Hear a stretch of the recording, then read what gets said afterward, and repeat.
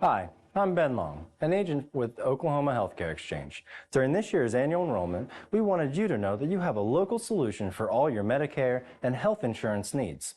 Our agents live and work throughout the entire great state of Oklahoma.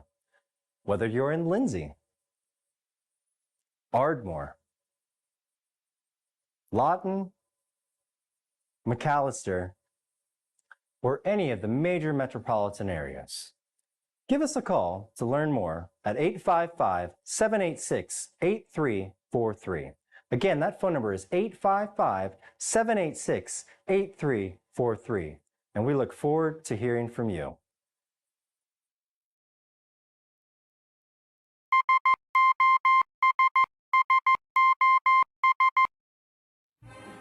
When the oilfield industry needs an honest, hard-working, and dependable electrical contractor, they signal for SOS. With a solid reputation for getting the job done, Michael Sherrock and his team are prepared to meet all of your industrial and commercial electrical needs. They're prepared to handle anything, from maintenance to automation and power line service. So remember to dial up SOS the next time you're in need of an industry-leading electrical contractor.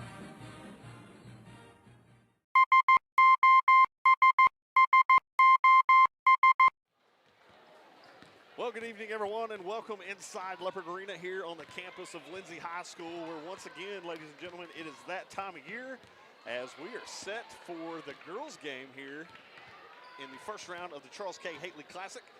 Hello, everybody. Jake Rutledge alongside Eric Dotson and R.J. Brooks, as always, doing the heavy lifting over here for us. And Eric, real quick, we'll talk about Tuesday night.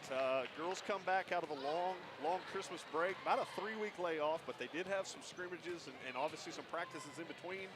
They go down to Davis, and Davis takes both games, boys and girls. Talk a little bit about that game, what you saw down there Tuesday night. You know, I thought the Leopardettes played a pretty decent game. A lot of shots just didn't fall. Right. We started out in a zone defense, and Davis just had the floor spread out too much, but Cater recognized it early in the first period and went to man and played man the rest of the way, and which helped a lot. But the girls were like, I think down 12-1, came back and made it respectable. I can't remember exactly what the score was, but it was a pretty close game in the fourth, at the end of the fourth. But the Davis Lady Wolves are now 9-0, and I don't know that they're 9-0 good, but they're 9-0. Right. Yeah. So at the end of the day, that record, like you said, you don't necessarily know if that is a legit 9-0 good, but a record says a lot. And in the boys' game, we were kind of talking up here off air of what happened there. You know, they for lack of a better term, they just got blown out. Just couldn't get anything to fall. You mentioned that they had a handful that went halfway down and come back out. And what does that do for your confidence? Right. It can wreck your confidence moving forward in that game. It can, especially with how young we are. Yeah. You know, it's basically made up of sophomores with the two seniors of Watts and Ramming, the rest sophomores the rest of the way out, and Cameron, the freshman. Yeah. But we dominated the first period of that game. We were up by 8 at one point in the first period, and they hit a shot at the buzzer. We missed one, and they went back and scored, which made it like a 2-point game at the end of the first when we had control of that game, and then it went downhill from there. But there were a lot of shots, like I was telling you off the air, that literally went halfway in the basket and came out. I mean, the lid was just on tight. We could not get anything to fall. I think we shot like 25% from the field, which is very uncharacteristically of the Lindsay Leopard team. So when you're young and you have shots that just won't go in, and you really need a bucket and it goes halfway in and comes out, it does. It works on your confidence, and the momentum swings, and it can just, you know, have a trickle effect and just get worse, and that's what happened. The boys ended up losing by, I think, by 19. Well, and you mentioned the shot there at the buzzer. We saw that early in the season down at Marlowe, obviously before the calendar year changed. You know, they played Marlowe real close, you know, in that first half, and then all of a sudden he, you know, hurls one in from about, 35 feet or so, just before half court. And got that to go, and you saw the momentum kind of swing that in Marlowe's favor that night. And I that might have been the case down at Davis the other night. But good thing is you get to bounce back here tonight. Obviously, tournament action. The boys will be taking on Pauls Valley Junior Varsity. But up first here, we got the Leopardettes. They'll be taking on the Western Heights Lady Jets. Jets come into this one, they're 0-5, and you might look at this and say, well, this is Western Heights. They're playing Class 5A basketball. That's why they're 0-5. I did a little bit of research. I think the most points these girls have scored Western Heights all season is 25 points. So they've had issues early in this season. And I say early in this season, and I mean it because technically we still are. Yes, we're into 2024, but there's still a long, darn way to go in this. Basketball season's just now beginning. Absolutely, absolutely. So looking forward to the call on this one. We're going to go ahead and take us a quick break as the cheerleaders will perform Oklahoma, followed by the national anthem. Don't go anywhere. You got Leopardette basketball coming up next live on the Leopard Sports Network.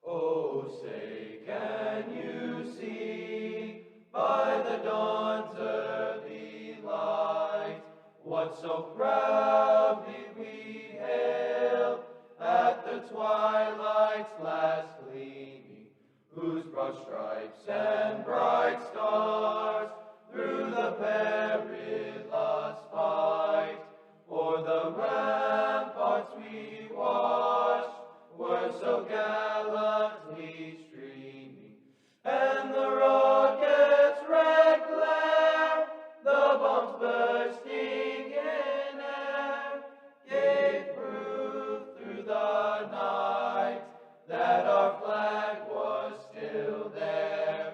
Oh, say does that star-spangled banner yet wave o'er the land of the free and the home of the brave?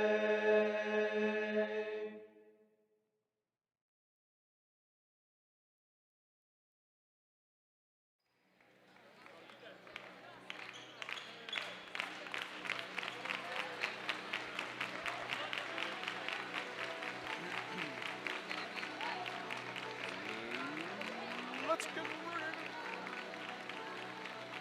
Now coached by Ryan Hader, assisted by Johnny Dodd, starting lineup for Lindsay Leopardettes.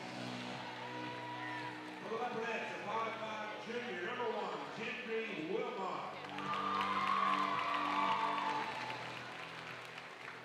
Number 5, a 5'10" junior, Maddie McGowan.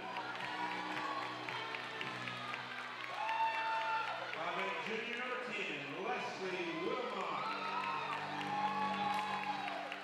Number 22, the 5'5" junior, Kenan Russell.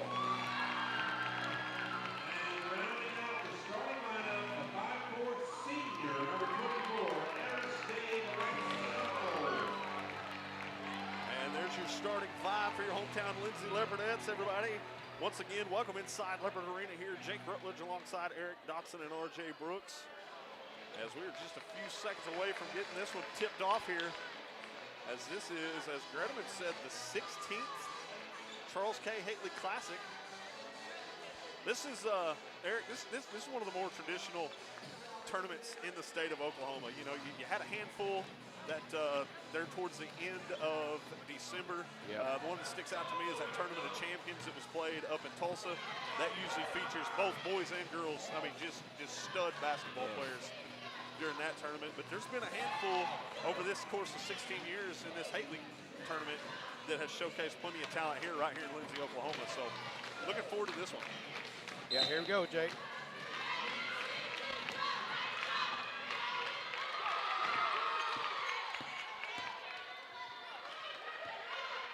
Leopards will take the opening tip here. This is Russell out near midcourt directing traffic. Over to Feliciano. This is Wilmot. Kicks it down low. That's McGowan. Couldn't get that one to go.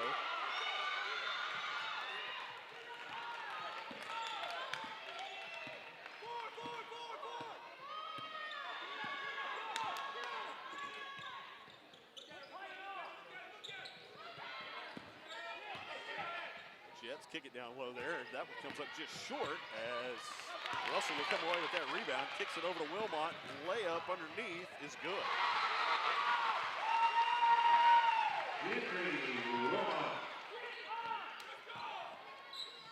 Yeah, and Eric, we talked briefly there in the abbreviated pregame that we had.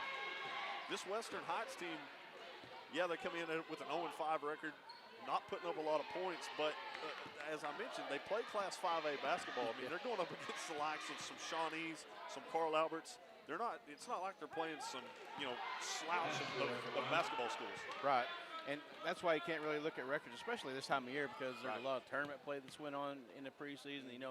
Early on in the season. And everybody's just now starting to get into district play here pretty soon.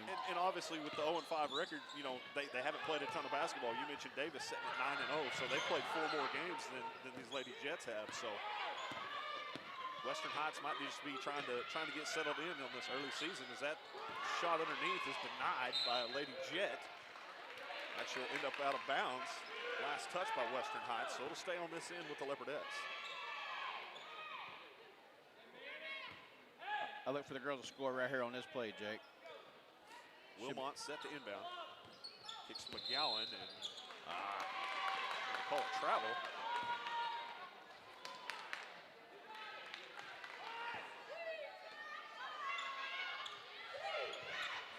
Leopardettes going with the press here as Lady Jets will call a timeout here. I think you called a 30-second timeout, Jake. 30 seconds, so we'll keep it here. Just underway here from Leopard Arena, 6:44 to play. Leopardettes on top, 2-1. Leopardettes looking to get back on track after the loss down at Davis Tuesday night. Early on in this first period, Lindsay looks like the more athletic team. Yeah. If they can just stay under control and settle in here. Yep. Yeah, we mentioned confidence, with the boys game Tuesday night. Missed a lot of shots that didn't go. Will affect your confidence. Well, same case could be made here with the Leopardettes.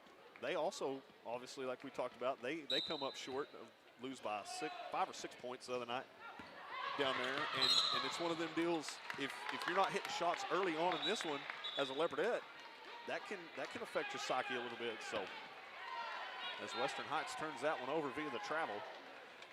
So we'll go over to the Leopardettes here. Wilmot to inbound.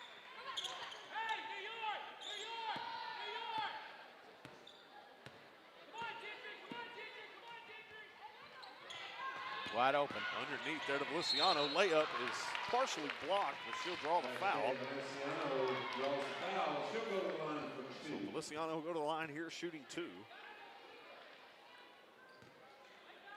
Western Heights in that 2-3 zone, and when we overloaded the far side, it left this lane over here wide open. So Arta State gets that first one to rattle home. Second is up and in.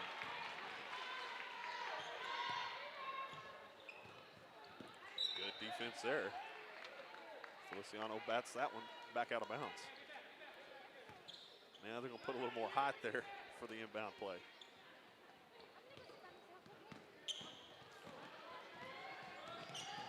Jets get it across half court. Nearly lost her dribble. She picks it up on the far side, kicks it down low, and that'll be saved over there on the far side. Just play good defense. Dribble drive underneath. Shots up, no good. Rebound, Lady Jets. Put back, no good. As McGowan got fouled.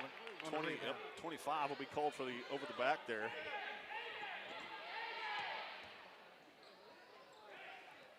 Western Heights better watch it. They don't have anybody guarding these girls here. It's going to be a touchdown.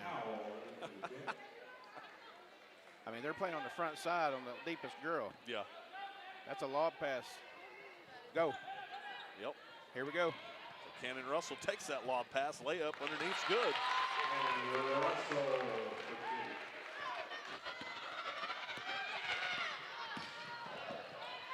Nearly lost her dribble once again. Shot goes up, no good. Wilmot with the rebound. Now Feliciano wants to go quick. Kicks it to Wilmot. Wilmot near side 3, that's good.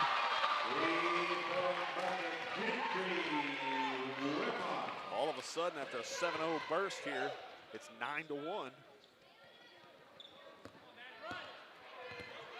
Got 4 early assists already. Yeah. Early going here, Jake. That one is batted out of bounds by Wilmot. So it'll stay with Western Heights.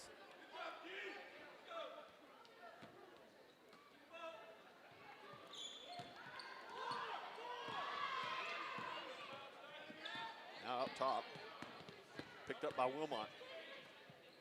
Now back top of the key, guarded by Russell.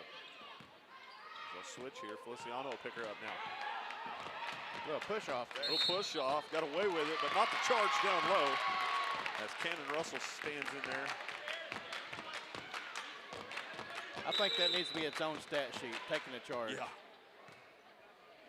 As the freshman Gracie Bray will check into the ball game here. Great job by Cannon recognizing what was going on and got set early on in that play. So Bray checks in for Feliciano. Over to Wilmot, down low, that's McGowan. Layup underneath, that's good. McGowan for 2. 9-0 run. And that one batted out of bounds by McGowan.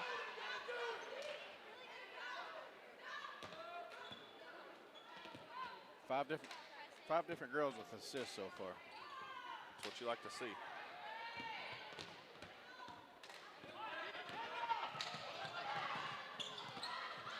Over to the far side.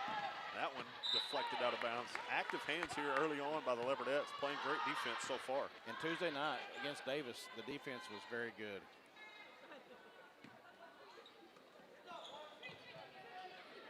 Tried to get it back down low. McGowan's there, though, as the Jets will turn that one over. Russell bring it across the timeline, directing traffic. Kicks it far side. Wilmot now down low. That's McGowan once again off the back iron, too strong. As Western Heights couldn't come up with it. Wilmot with a little floater. That's too strong. And Gracie Bray will be whistled for her first foul. Get called on the reach.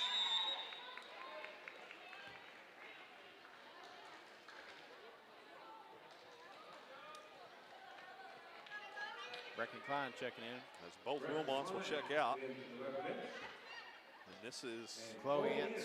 Chloe Ince. This is the first time I've seen her. I don't know if she got to play Tuesday down at Davis. She played a little bit. She kind of trying to get her legs underneath her at Davis there. And yeah, she's coming off that knee injury.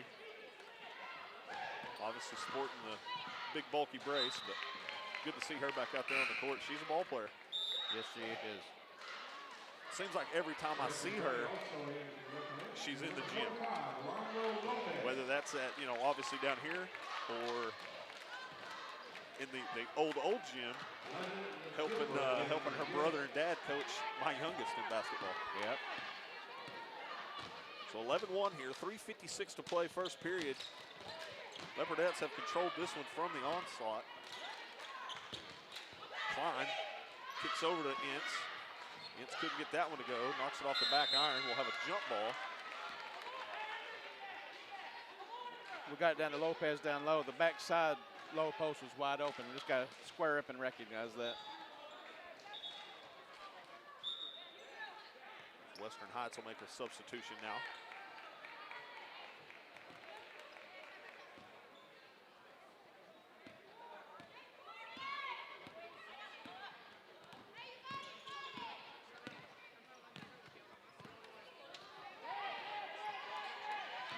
Dribble up, now kicks it. Looking for a little help. Tried to get it down low. Gracie Bray was the closest one to it. She just couldn't corral it. She lost it out of bounds. Very nearly another Jets turnover.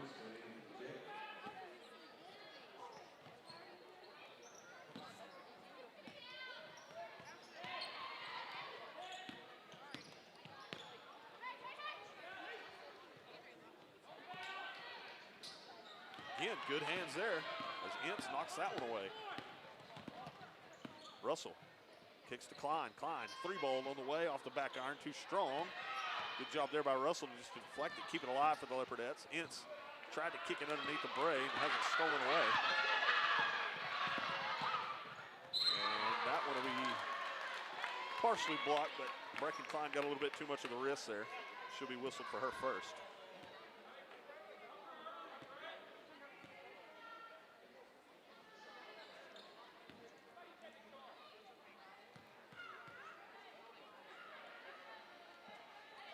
That free throw too strong off the back iron.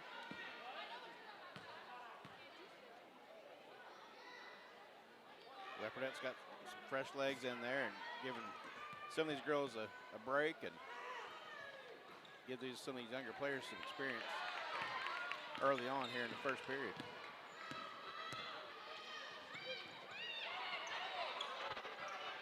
Klein will kick far side, now down low. Couldn't get the shot to go. Lopez will shoot 2 for the Leopardettes. As Lopez will make her way to the line here.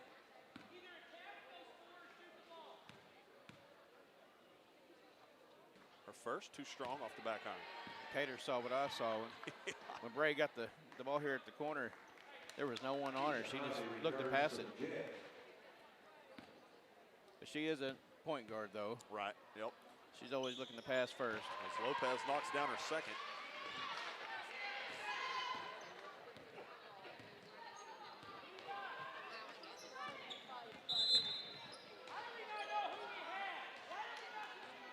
As they're going to get Russell on the reach.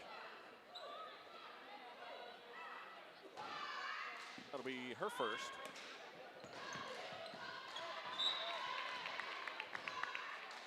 Both teams one foul away from the bonus.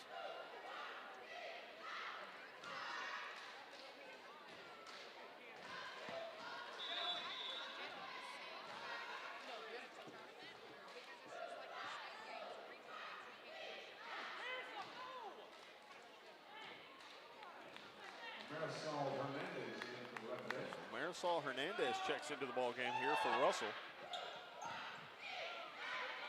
You said it, Eric. Got some youngsters out there on the court.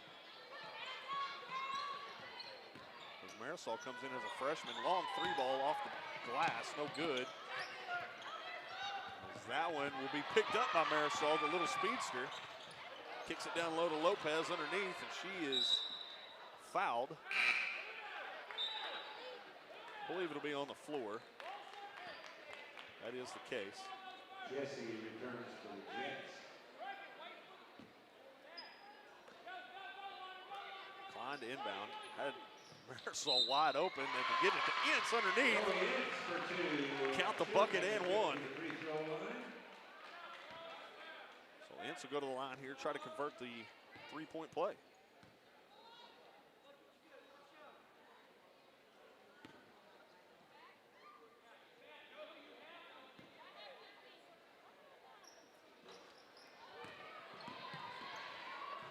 I'm not sure why Western Heights only had 2 girls to rebound that free throw. Kick it to Bray. There you go. Floater in the lane. God, couldn't get it to go. She'll come up with the rebound, however. And Bray will find herself on the line. Gracie Bray will shoot 2 for the Leopardettes.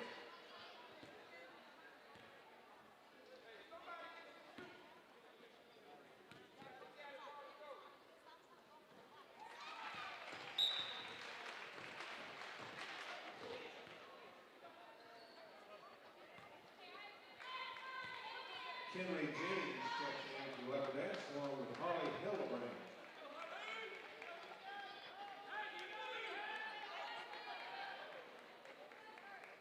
Precious Lee checks in for the Jets.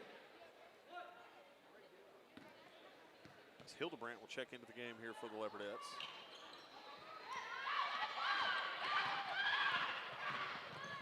Layup underneath, no good.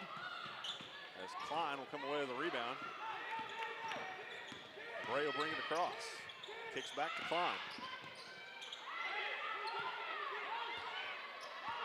Now Hernandez. A little dribble drive, kicks it back out. It's no good. Kenley Jennings. Yep.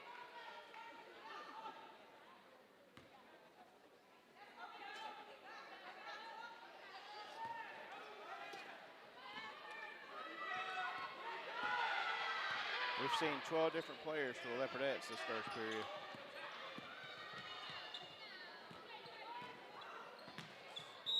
Western Heights. No, check that. It'll stay on this end of the court. Thought she just lost her dribble there. She did too. That's out of bounds. Thank you. And that one is deflected back out of bounds, so now it'll go over to the Leopardettes. As you said, ball don't lie. So Hernandez brings it across the timeline, kicks to Jennings. Jennings thought she still had Bray on the near side corner. Bray had streaked towards the bucket. That's all right, just a hustle play.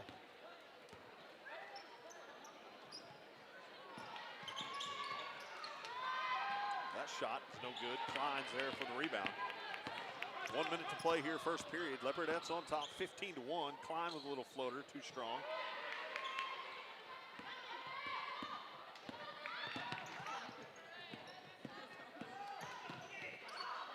As Klein comes up with the steal. And she picked her dribble up. Found herself in no man's land there momentarily, but able to get it over to Hernandez. Now back to Klein, top of the key. Gives to Hildebrandt, top key. Now over to Bray. Bray with the drive. Kicks it out. Hernandez let a 3-ball go. That's in. That's good. Marisol Hernandez for 3. So the freshman, Hernandez, comes in, knocks down a 3. As Bray nearly steals that one away. Little floater. That's too strong.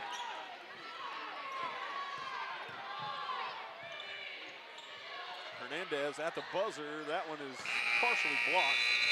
But at the end of one, Leopardettes in control here, 18-1. Don't go anywhere. We got second period action coming up here next, live on the Leopard Sports Network.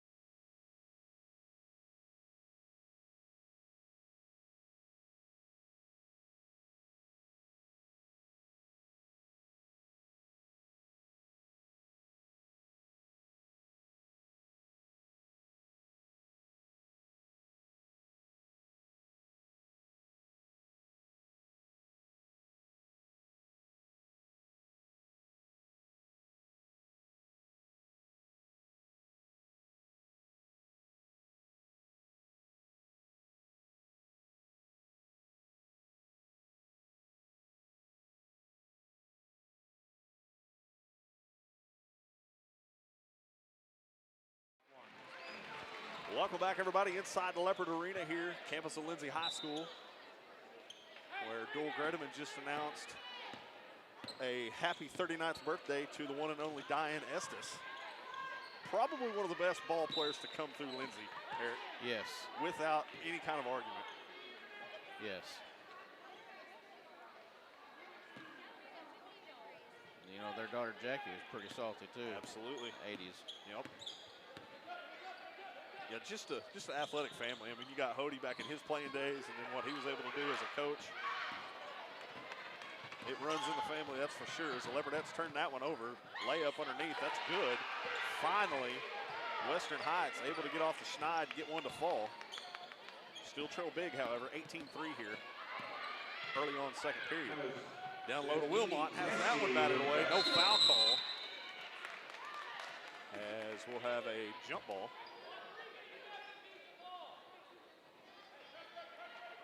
So it'll go over to Western Heights.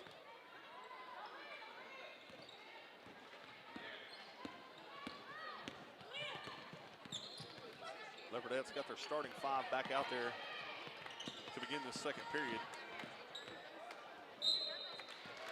As McGowan will be whistled for the foul. I believe that'll be her first, second. Jesse at the line for 2. Jesse's first free throw on the way. That's no good. Well, they called that foul on Cannon. Oh, okay. That is Cannon's second foul. I was going to say, it looked like McGowan had pretty good defense. She was straight up, didn't jump off the floor. That free throw come up short.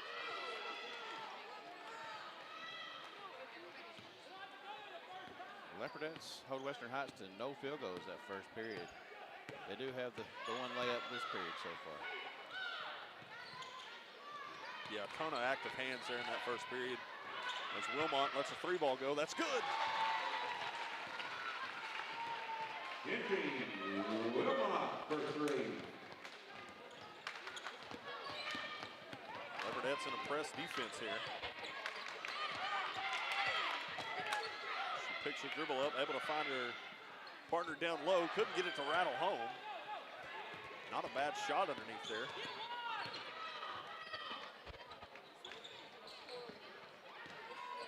Now down low, that's Wilmot. It should be whistled for the travel.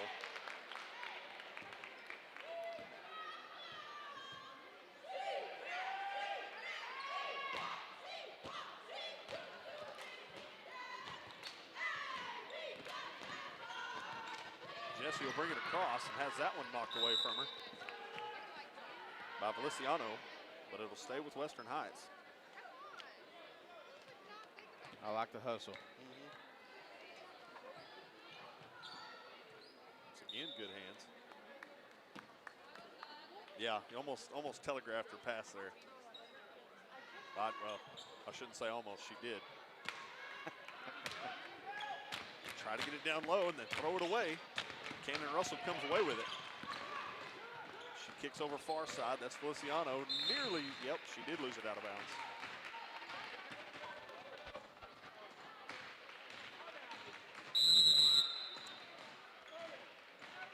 As we'll have a timeout by Coach Cater and the Leopardettes. 30-second variety, so we'll keep it here. Looks like he's going to talk to them. They're getting a little bit lax. Yep. The intensity level's way down, which it's hard when you're playing, you know, a level of competition that they're playing and doing so well. It's hard to keep young people engaged with the intensity that's required, you know. Well, and Cater, too, to his credit, I mean, he runs a tight ship. You know, he don't care if it's a 10-0 squad or like tonight, this 0-5 Western Heights squad. He wants things done right. He wants crisp passes. You know, he wants his offense run correctly. So just you know, good coaching move there. Call your timeout. Try to regroup your girls a little bit. Say, hey, let's get on the same page here. Right. He's a great coach because you don't ever want your girls playing down the level of the competition that they're playing. You want to play your brand of basketball at all times. That's the only way you get better. Yep.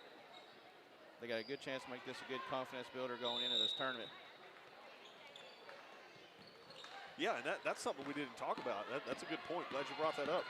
If you can really, you know, put a good showing together here tonight, especially after coming off that loss the other night down at Davis, you put a good effort out there on the court, or a good show out there on the court tonight.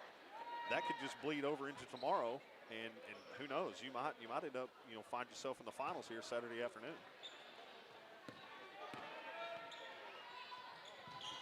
Feliciano kicks it back to Russell, top of the key. She kicks it to McGowan. Now near side three. That's Wilmot. That's good. She's 2 for 2, I do believe. 3 for 3, excuse me. Wilmot has the hot hand from behind the arc here early on. Layup underneath, no good. She'll be fouled by McGowan. That'll be her second.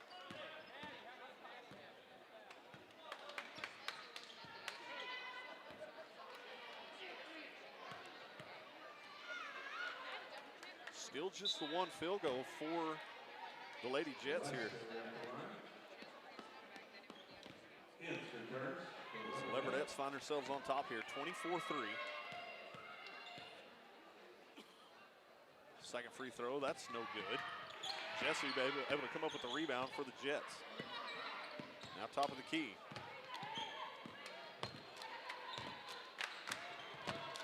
She's going to keep drilling high. Valenciano's going to steal that here in a minute. Now near midcourt.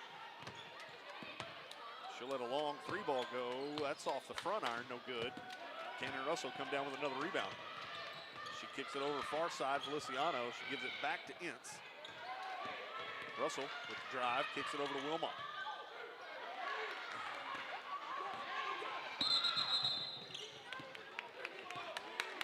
As Jessie will be whistled there.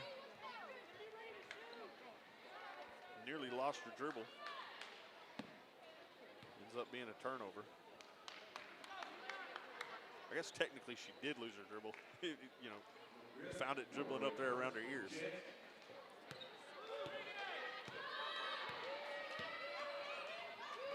Get it down low to Ince, has that one stolen away. Good hands there by Jessie. Jessie with the drive, and she'll be whistled for the travel.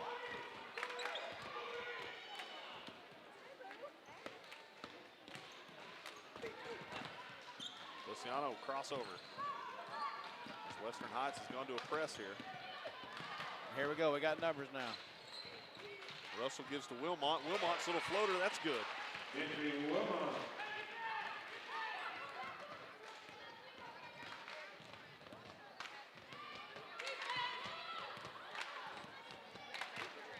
Jessie brings it across the timeline for the Lady Jets, guarded by Feliciano.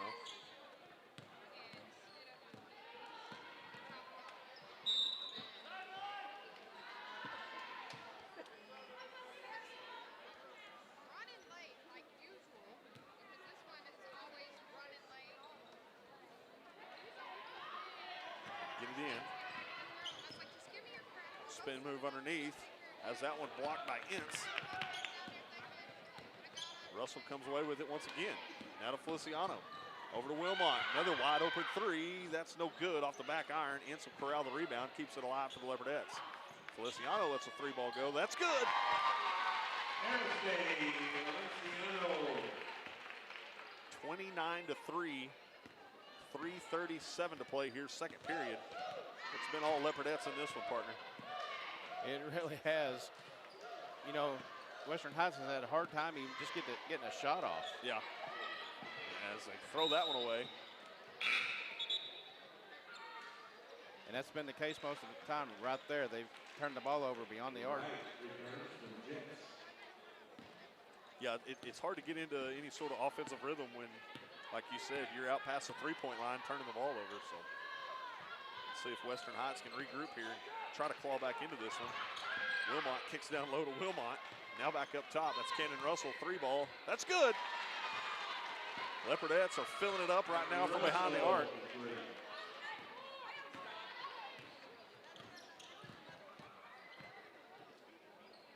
Good hands there once again by Ince. Has that one deflected. Western Heights able to come up with it. Layup underneath, no good. Wilmot will come down with a rebound. Kicks over to Ince. She'll get back to Russell as Russell will bring it across the timeline here. Kicks down low. Russell directed traffic. Handoff underneath. Over to Wilmot. As they tried to get it to Ince, she'll be fouled from the backside.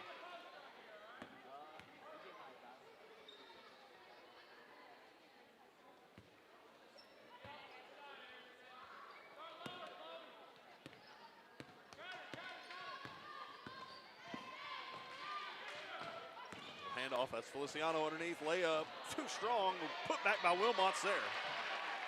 Rebound in the basket, Leslie Wilmot.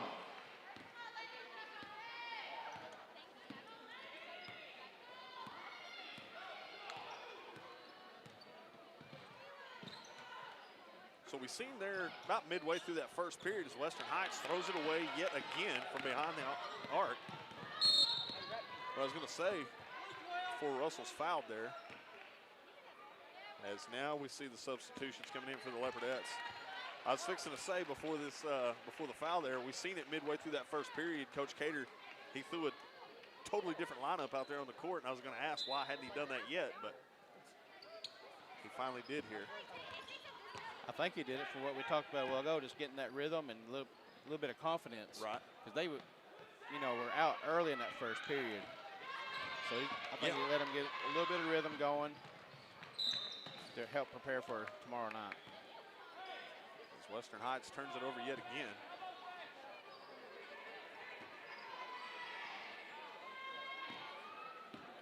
So Hernandez brings this one across the timeline. 1:36 to play, first half. This is Lopez. Little floater in the lane, that's no good.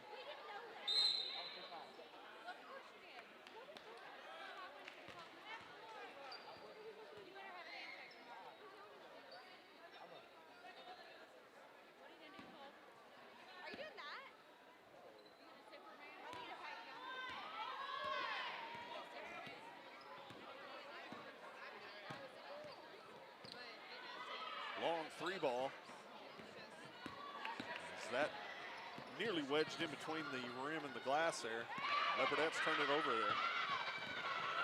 Jesse comes up with it, layup underneath, that's no good, but she'll be hacked in the axe. She'll go to the line for two here. Jesse will be at the line for 2. As they'll get Hernandez there on the foul. That'll be her first of the night. Jesse's free throw comes up just short, no good. Dunn returns for Western Heights.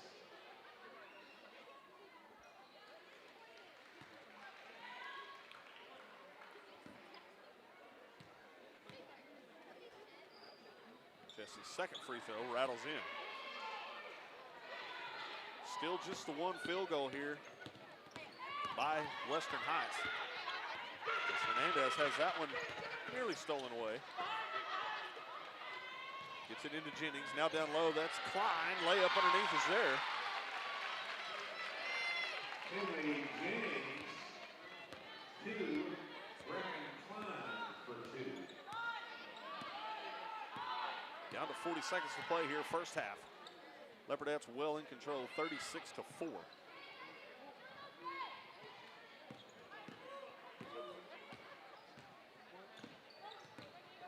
Jesse out near midcourt. She'll drive and have it knocked away there by the freshman Gracie Bray.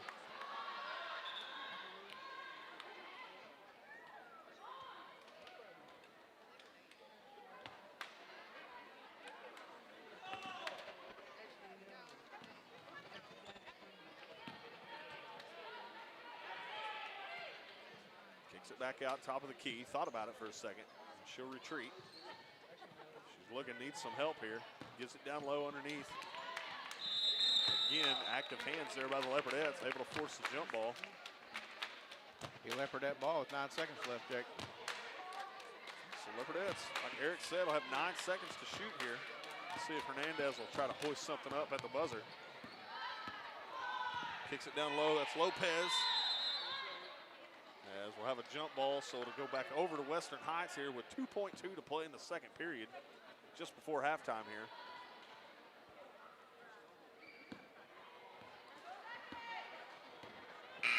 She'll heave one from just past half court, couldn't get it to go. So at the end of the first half, Leopardettes on top here big, 36-4. Been filling it up from three-point land. We'll have some stats after this quick break. Don't go anywhere. You're watching Leopardette basketball live on the Leopard Sports Network.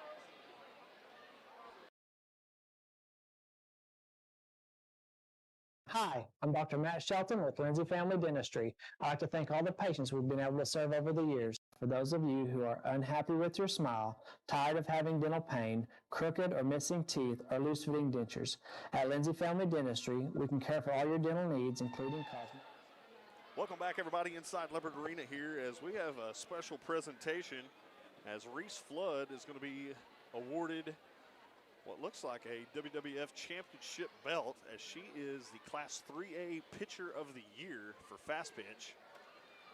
And this kid, Eric, you want to talk about a pitcher? Welcome to Leopard Arena on the campus of Lindsay High School. 140 strikeouts as a freshman, 148 as a sophomore. Presented by Meat Locker Barbecue and Shopper News. As Reese broke the all-time strikeout record back-to-back seasons. The Leopards made fast pitch state semifinals in 2022, finishing 29-13.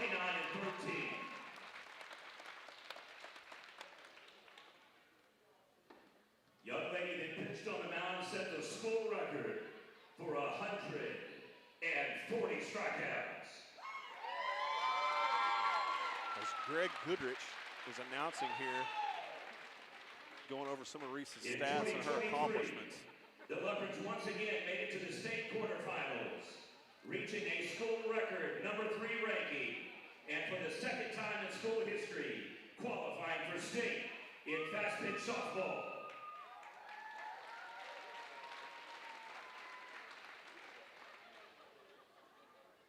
Pitcher on the mound set a new school record, 149 Ks.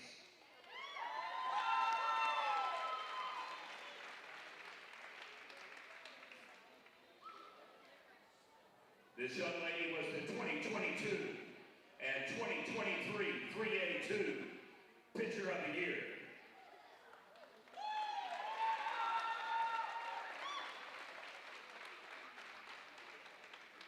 '22 and 2023 District Champion. 2022 and 2023 Regional Champion. 2022 State Semifinalist.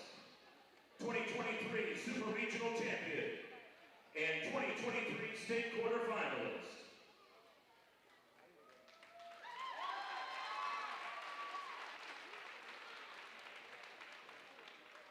Multi-sport athlete 2022 State 4x100 relay.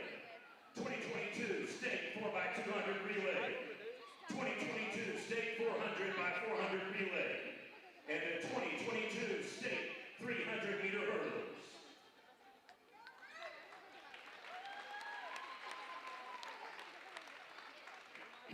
She's just a sophomore. Yeah, absolutely. That's what I was fixing to 85 say. innings pitched, 336 batters faced, 1,294 pitches, 149 strikeouts, an ERA of .817, a whip of .630, and batting average against .136.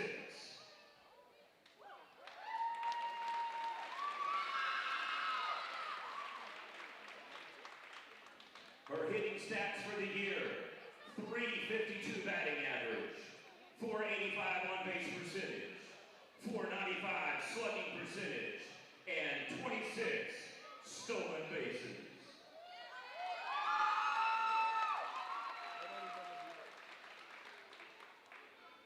Ladies and gentlemen, the Young Gun, Class 3A, Pitcher of the Year, from Lindsay High School, Miss Reese Flood.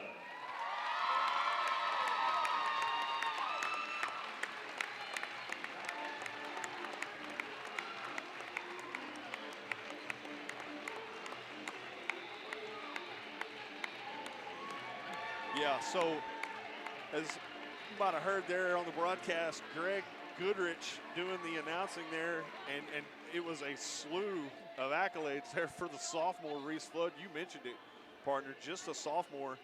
Broke the all-time strikeout as a freshman, turned around and broke her record as a sophomore. I would be willing to bet she's going to creep up on that again as a junior coming up. This kid, she's got it all. I mean, again, talk about the relays and just being a track star, obviously, the big-time softball star. She's going places, ladies and gentlemen. Plays on one of the most highly touted travel softball teams in the state of Texas. So I'm telling you, she's it. And well deserving of all those. I mean, she can get it done. Not only with the ball in her hand, she gets it done behind or at the plate as well, as you heard Greg. So. Absolutely, and with D1 offers from all over the country already as a sophomore, her future is going to be bright. She'll be able to do whatever she wants to, Jake. No doubt about it. So, again, we'll congrats to Reese Flood on receiving the Class 3A2 Pitcher of the Year, as she takes home, like we said, looks like a WWF championship belt. So that'll be cool for her to keep and go along with all of her other trophies and medals. But we're about 2 minutes away from getting this third period underway. You got stats right now? You want to go ahead and do it right now if you got them? Yeah, we're good. Okay, yeah, we'll go ahead and do some stats real quick, everybody. The Leopards filled it up in the first half already, Jake. 7 of 16 for 2-point field goals, nearly 50%. They were 6 of 10 from beyond the arc, shooting 60% on the threes. They were 4 for 7 from the stripe at the free throw line. They had 2 offensive rebounds, 12 defensive rebounds, 12 assists, 5 steals, 2 blocks. They only had 9 turnovers that first half. And ended up with 8 fouls that first half. No one in foul trouble. We had Russell and McGowan both with 2. But other than that, the Leopardettes are just filling it up. A lot of freshmen and younger players are getting some very valuable time underneath them. Yeah, and that's, like you said, valuable. I mean, that's good. You're able to get some younger girls in there and allow them to kind of shake off the, I don't want to say rust, but maybe shake off some of the nerve, you know, not getting a lot of playing time early on in this season, but obviously seeing a lot of action here as they seem really about halfway through the first period, and then again, they're late in that second period. So I expect Cater to probably throw some young ones back out there moving forward. Wouldn't be surprised if he put his starting 5 back out there just to start this third period, but again, Leopardettes in control here big, 36-4. They've just given up the 1 field goal. Everything else for Western Heights has come via the free throw line. So Leopardettes are locking down defensively and getting the job done here. So if this thing holds true, they will move on to play tomorrow night. Not real sure just yet. I'll have to go sneak a peek at the bracket. I don't have that on us right here, so we'll double check that. Let everybody know who the Leopardettes might play tomorrow night. Don't go anywhere, though. Coming up next, we got boys action as they will take on the Pauls Valley Junior Varsity as Wilmot leads all scorers in this one with 13. Yeah, Jake. Leopardettes have 10 players who's got points on the board. So we're back here underway. As we mentioned, Cater will put his start 5 back out on the floor to start this one. Wouldn't expect to see them too much longer. As McGowan lets a 3-ball go, and that's good.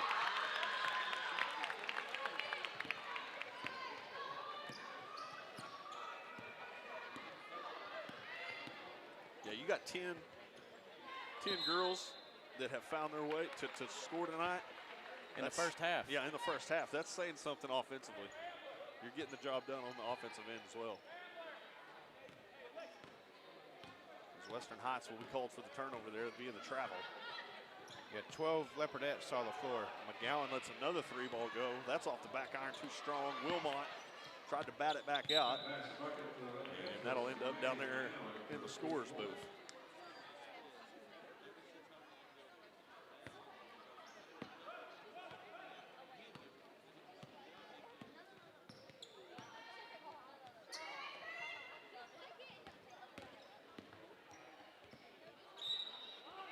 That one's deflected out of bounds. It'll stay with the Jets. Yeah, and Greg Goodrich, the guy that was going over all the accolades there for Reese Flood. Eric, you mentioned a local guy. Yes, if it's the same Greg Goodrich, I believe it is. He went to school here. I believe his mother was a school teacher here. Okay. Guy's got a set of pops on him, I know that. Yeah. So Wilmot will find herself here at the free throw line. This is Gentry Wilmot. Her first. Off the back iron, no good.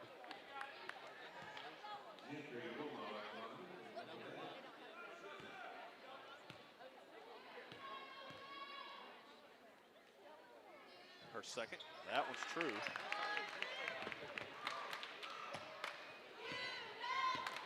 So I got to put you on the spot here, partner. If you're Western Heights in this situation, you got just 4 points here. Russell comes away with a steal layup underneath. That's good. If you're Western Heights, what, as a coach, what are you saying to your ladies right now? Just keep pushing. That's all you can do. Don't give up. Right. You know, just keep building on what you can build on, and just keep pushing. Don't give up. And sorry, I was watching the game. Good. And you know, don't get sloppy. Control what you can control. Try to clean up what you can clean up, and try to just keep putting points on the board. Yeah. So Russell kicks over to McGowan. Gives back to Russell. Now Feliciano, top of the key. She kicks to Wilmot. Wilmot will drive. Lost the dribble, but McGowan's there. Able to put it up and in.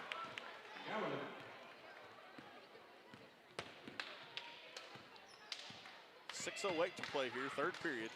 Leopardettes well in control. They lead by 40.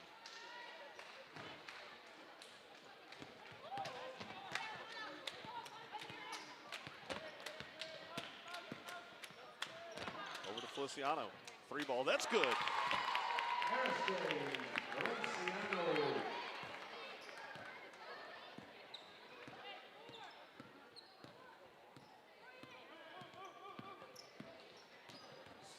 Brings it across, has it stolen away. Good hands there by Camden Russell. Kicks it over to Feliciano, and she'll be fouled. Couldn't get the shot to go, so she'll find herself at the line shooting 2.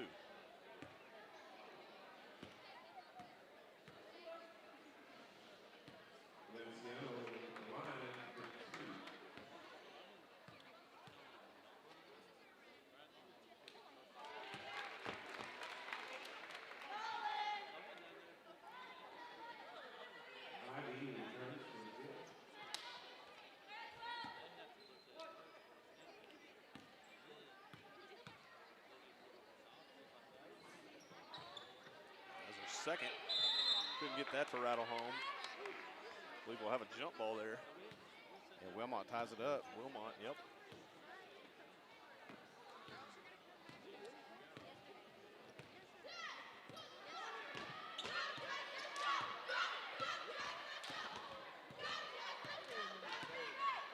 Jesse, the shoe drops.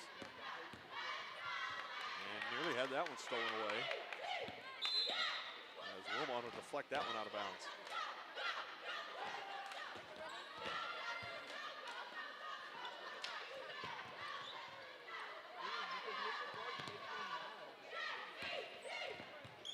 Yeah, and what I've noticed here, Eric, and correct me if I'm wrong, but Western Heights, they got a habit of, I mean, just like you saw right there on the inbound, they get it inbounded and then she immediately picks her dribble up. It's almost like they, I don't want to say scared, but they almost don't know what to do once they get the ball in their hands.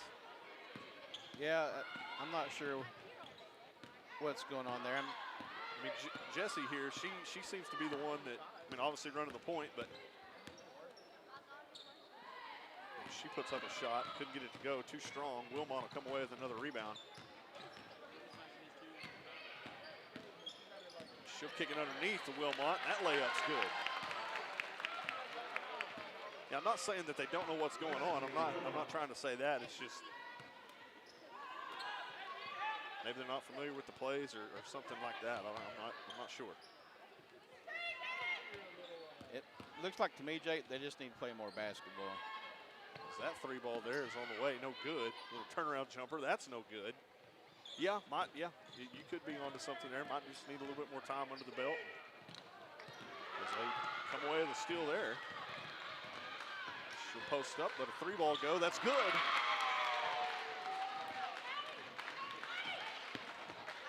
So the first field goal, second field goal of the night. Wilmot's layup underneath doesn't go. Wilmot comes away with the rebound. Gives it to Gentry Wilmot, and she'll be fouled.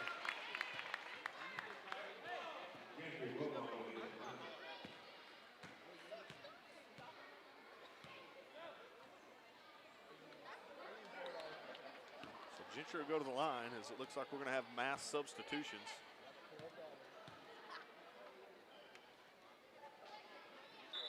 Looks like Hildebrandt, Jennings, Bray, Klein, and Ince will check in. Excuse me, Bray, she'll have to wait. She'll check in for Gentry Wilmot.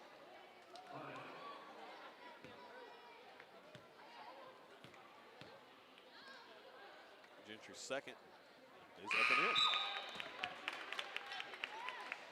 She's 4 for 5 at the stripe. And just the one miss from behind the arc, right? Yes. As Leopardettes come away with another steal. And then Ince has it knocked away from her. And Western Heights ends up stepping on the inline there.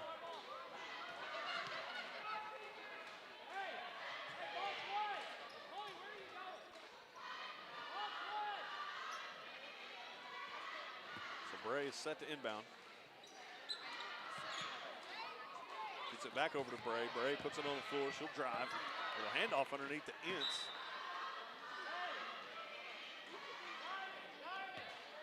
Trying to keep the clock going now, I think, Jake. That should have been 2 shots there. Well, that's what I was going to say. You know, you get in a situation like this. We've seen it back during football season against Crooked Oak because Ince underneath couldn't get it to go. Nor could Hildebrandt.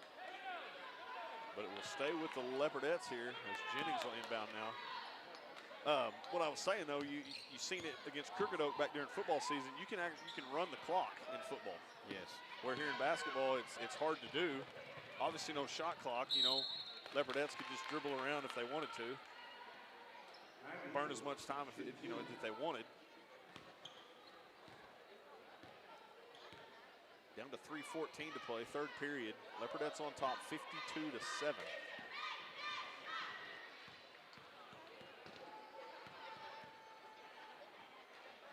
Jackson will go to the line here.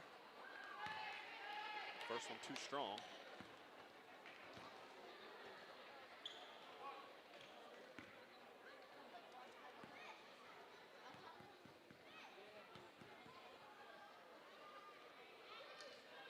Her second comes up short, but she's able to corral the rebound.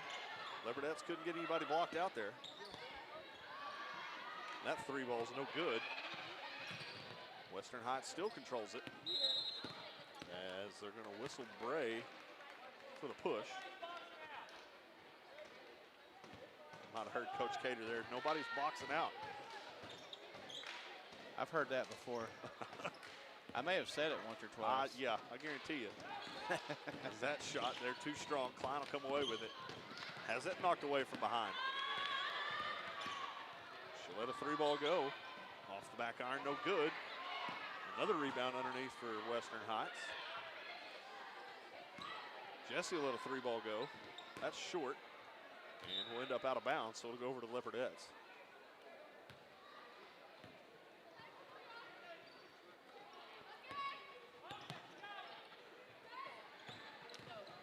Bray kicks to Klein.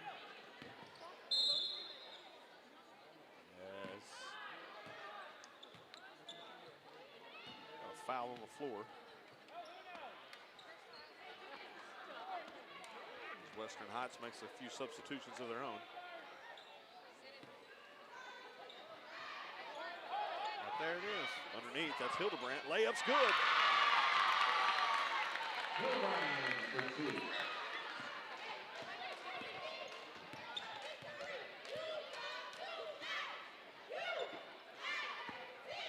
Jennings comes away with a steal. Now gives to Bray. She'll bring it across. Nice crossover there. Now Klein. She puts it on the floor. Drive. Layup. No good. Jets will come away with it. Nope. Check that. Gracie Bray once again sticking her nose in there, coming away with a steal. Down low to Hildebrandt. Now back out to Bray. Now back to Hildebrandt. Hildebrandt, little crossover. Couldn't get it to go. As Jesse brings it across the timeline. Layup. No good. She'll be fouled. So she'll go to the line shooting 2. Leopardettes now have 11 girls on the board.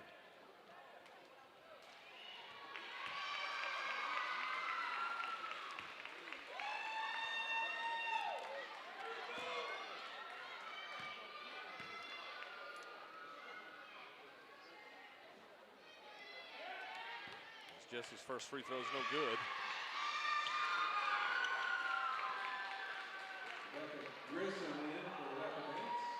As Grissom will check in here for the Leopardettes alongside Lopez and Hernandez.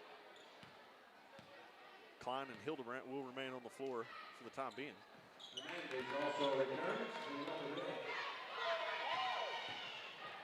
Jesse got that last free throw to go as Klein steps on the inline. Got to be aware. That'll be one you probably hear that from Cater. Yep.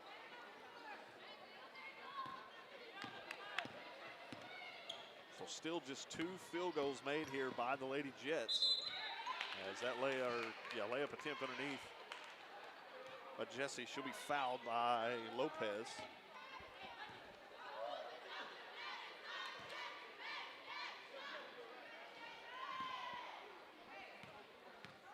So Jesse back at the line shooting 2 here. 1:26 to play, 3rd period. Free throw short.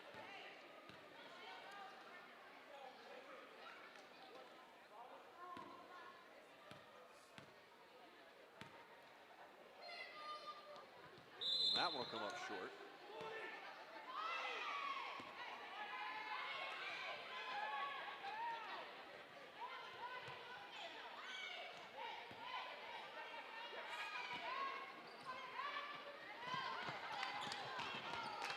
As Hildebrandt has that one knocked away from her. Jesse layup underneath, good. Count the bucket and 1. Jesse with the bucket. She'll go to the line. The 3rd made field goal.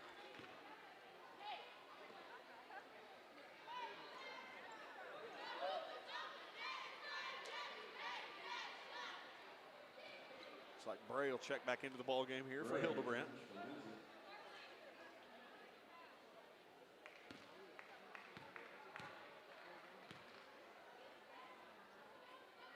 That free throw's off the back iron, no good. Hernandez will come away with a rebound. Guarded by Jesse.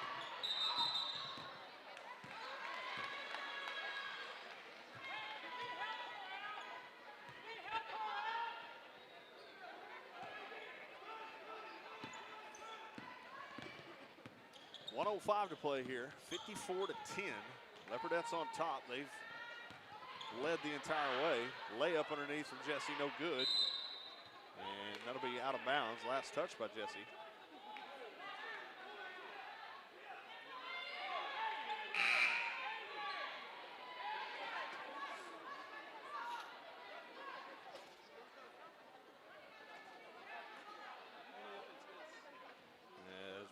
Conference here. It should have been the 5th foul. We should be shooting free throws. Gotcha.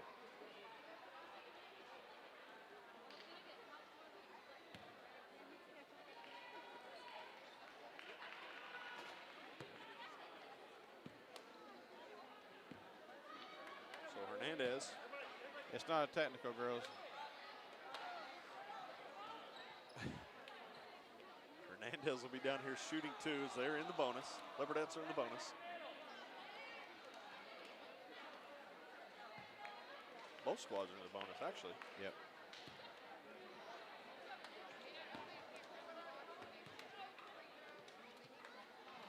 Hernandez gets the first to fall.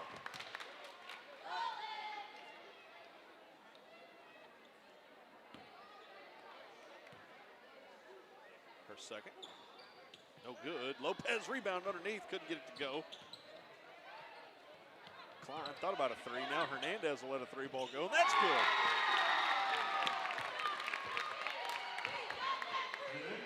I think Hernandez might be seeing or shooting herself into a little bit more playing time moving forward. Yeah, she's ahead of her hand here.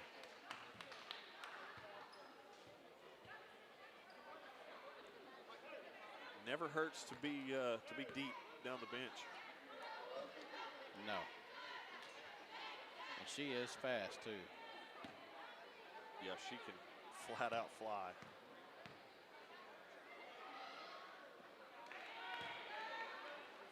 That first free throw attempt is good.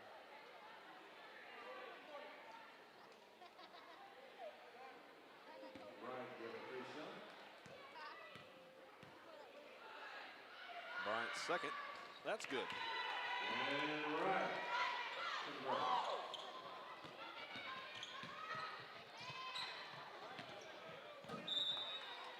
As that one is deflected out of bounds. Last touch there by a Jet. So we'll stay on this end. Just under 30 seconds to play here, 3rd period. Hernandez kicks over to Bray. Bray, she puts it on the floor, drive, floater, and it's good.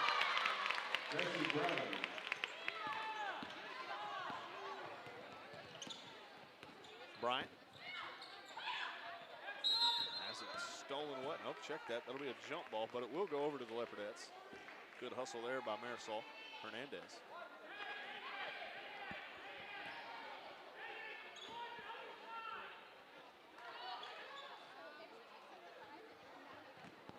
Bray gets it into Hernandez.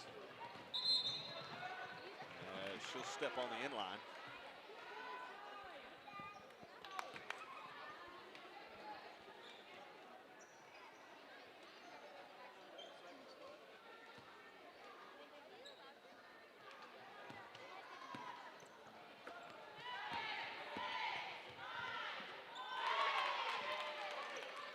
That bucket's good. Klein, she let that one go, but took a couple of too many steps.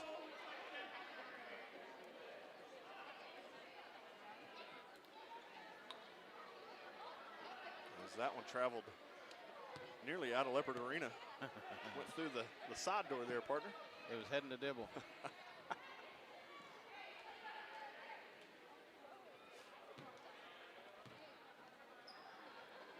So the Lady Jets will inbounds here, 0.8 of a second. See if they can get them shot off. That'll be a quick turnaround. That's Bryant. Couldn't get it to go. So at the end of 3, it'll be 60-14. Leopardettes well in control here. We'll take us a quick timeout, get us a swig of water. Got fourth period action coming up next. Don't go anywhere. You're watching Leopardette basketball live on the Leopard Sports Network.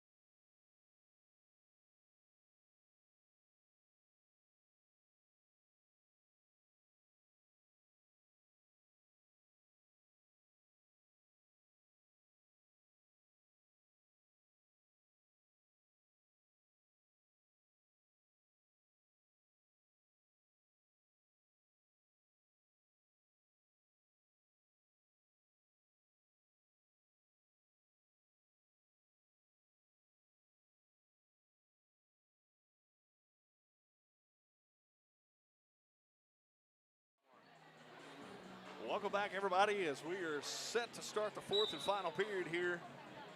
This first round matchup between your Leopardettes and the Western Heights Lady Jets of the Charles K. Haley Classic.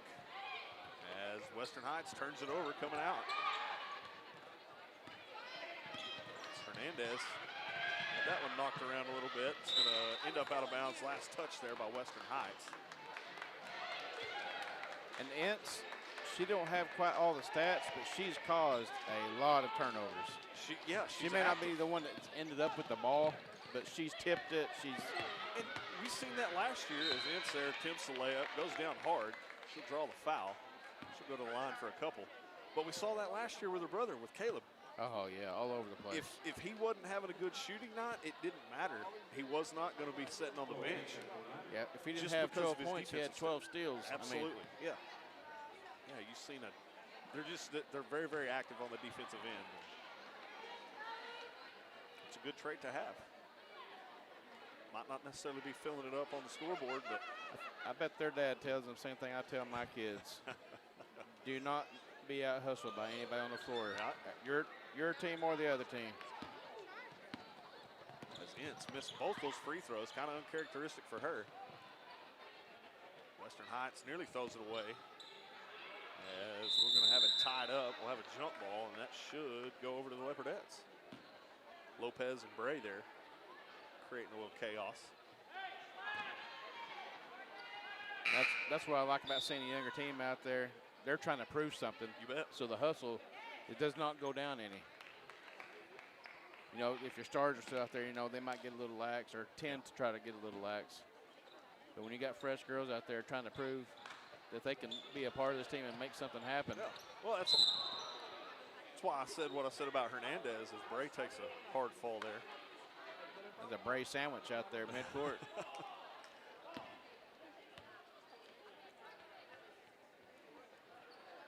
Jennings will inbound for the Leopardettes. Got a touchdown over here. Hernandez will bring it across. She'll kick to Lopez. Lopez layup underneath. That's there.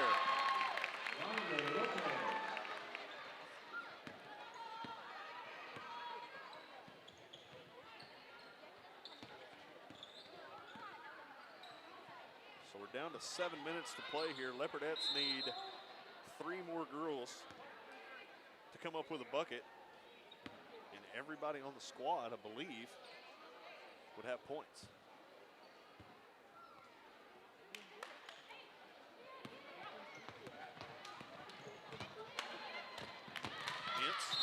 Layup underneath, good. Count the bucket and one as she shoved from the backside. Got the layup to go.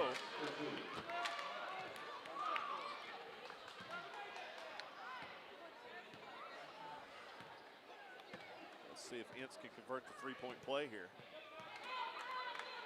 50-point game. This is probably one of the Leopardettes' highest scoring games in a couple of seasons. Yeah.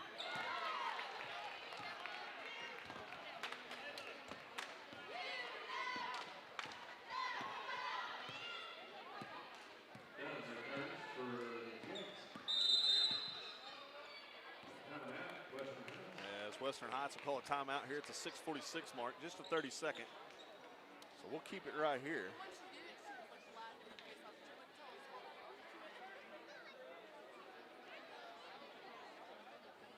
Yeah, me and RJ before we went live earlier, we was talking Thunder. Those guys got a squad. There is definitely a squad in OKC right now. We were talking, do they make a trade at the trade deadline, try to bring somebody in, or you just roll with what you have this year? There's a few guys. One guy that comes to mind for me is Pascal Siakam, the big man played for the Raptors. If you could somehow lure him away, you'd get him on a rental, as I believe his contract's up after the end of this year. Maybe bring him in. I don't know. Presti's he's got a ton of assets. I still believe, I want to say they still got 20 plus first-round draft picks. Yeah. So, he's sitting on a ton of talent. And he'll have to do something because here in a couple of years, we're going to have to pay all those players. They're going to be leaving. I mean, that's just the way it is. That's exactly right. That is professional basketball to a T. As that shot no good, Hernandez will come away with it. Yeah, and just listening to local radio today, they were talking as Ince lets a 3-ball go. That's off the back iron, no good. Jennings will come away with a rebound. Hernandez kicks to Bray. Gives to Lopez. Now back to Jennings. Now over to Bray. Ansel drive. A 12-footer. That's too strong.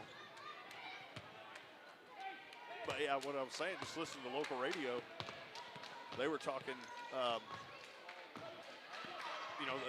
Thunder get the big win the other night against the Celtics there in Oklahoma City, and then had to hit the road and went to Atlanta and ended up getting beat by Atlanta for 141-138. Had an opportunity to tie it at the buzzer, just couldn't get the shot to go.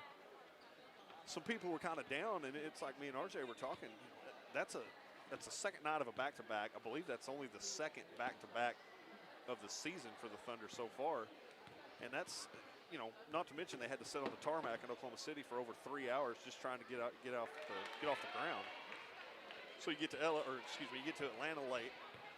You're up early, breakfast, shoot around, then you got to go out and play a ball game, and they still darn near pulled it off late. So Thunder's got a squad, as they, I believe, will be in Brooklyn tomorrow night, take on the Nets. As Lopez gets tied up there on the jump ball. But it'll stay on this end of the court. But yeah, long story short, like you said, Oklahoma City's got a heck of a squad. It's going to be fun to finally see playoff basketball back in Pregame Arena in Oklahoma City. Absolutely. Probably one of the best environments in all the NBA also. As Lopez underneath, that's good. Good pass there from Hernandez.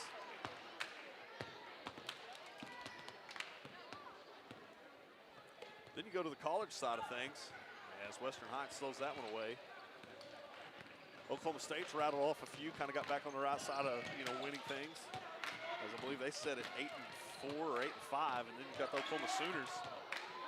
As Ince gets that long three to go.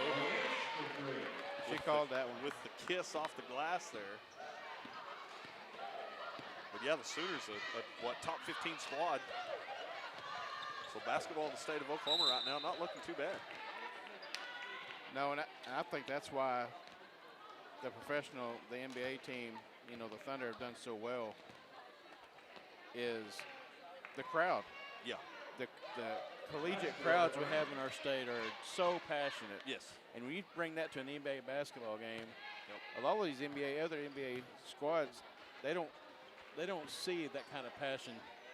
Well, they got other bring. professional franchises, you know, like take Philly, for example. Or Chicago, yeah. Or Chicago, yeah. You know, you might have a 3 big, or 4 teams. Yeah, a big part of your city that prefers going and watching Bears football rather than going and watching the Bulls play basketball, you know. But like you said, you combine an Oklahoma State crowd and an Oklahoma crowd, bring them together for one thing, the Oklahoma City Thunder, and that arena up there, I think it only seats just a little over 19,000.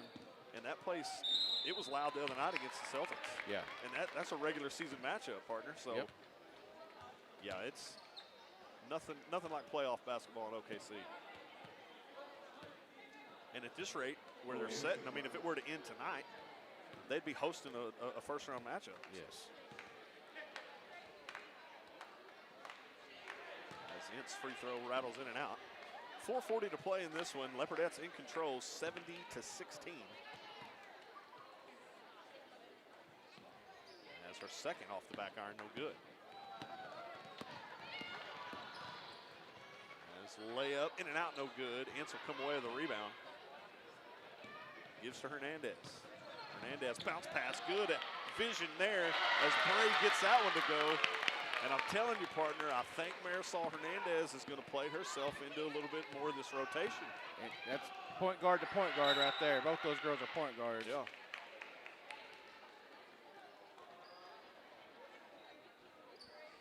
Great look by Marisol. We just thought Marisol was going to be a softball player a few years back, but she might make a heck of a basketball player. Yeah, in this game alone, she's sitting at 5 assists. Yeah. 2 threes, shooting 2 for 3 from three-point land, and 1 for 2 from the stripe. 7 points, 2 rebounds, and 5 assists. As Klein will check into the game here for Ince. Oh, excuse me. Ince actually fouled out.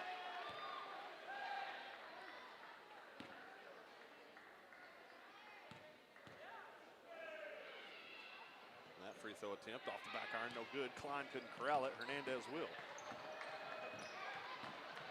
Down to 3:17 to play in this one. Hernandez kicks to Bray. Bray puts it on the court. She'll drive. Kicks underneath. That's Hildebrandt as she lost the dribble. And we'll have a jump ball. Should stay on this end of the court.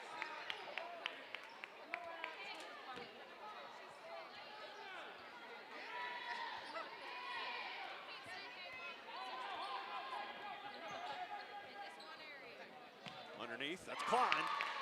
She gets that to go.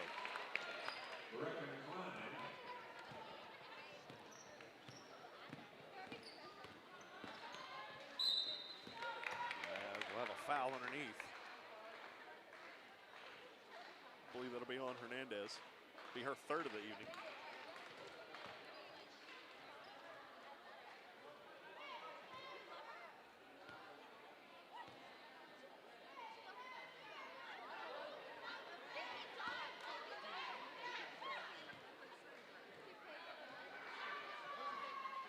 That free throw attempt, no good.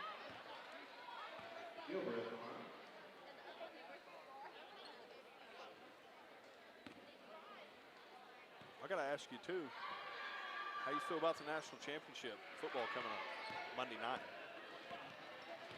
And Michigan defense is tough. Man, they are, but Washington, as Bray was looking underneath, had it kicked out of bounds, so it'll stay with the Leopardettes. I honestly thought Texas might be able to lock down Washington's passing game the other night, but that wasn't the case as Penix threw for, what, a little over 400, I believe. As as we got a loose ball underneath. And it'll go over to the Lady Jets. Yeah, I think Monday night we should have a darn good ball game. Like you said, Michigan's defense is crazy stout, and you got a really good offense in Washington coming in. So, yeah, it's going to be a great matchup. I think Texas probably would have won that game if they'd have stuck to the run a little bit more. But right. Well, and two, I mean, I think they were averaging nearly 7 yards a carry. They got down. They had to throw it. But yes, yeah. That's what I was fixing to say. At one point, I believe they were down double digits, and they tried to get the passing game going a little bit. Had some, obviously incompletions, which stops your clock. But it's one of them deals. And they still had an opportunity at the end. They had 3 opportunities from, the 12-yard line. Yeah. And darn near got it in, but Western Heights throws that one away. Jennings will come away with it. Down to Hildebrandt. Hildebrandt's shot, no good.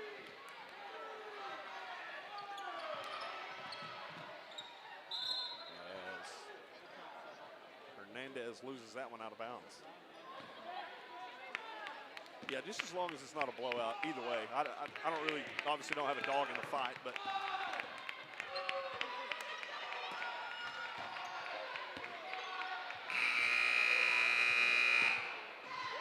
so that will do it here for this first round matchup as the Leopardettes cruise. They never trailed. They end up winning this one by a final of 74-17. Western Heights will play tomorrow afternoon at 12:40 as they will take on the Comanche Lady Indians. And your hometown Leopardettes will play at 6 p.m. tomorrow night against Pauls Valley. So little conference matchup here in the Charles K. Haley Classic. Looking forward to that one. That should be a lot of fun, partner.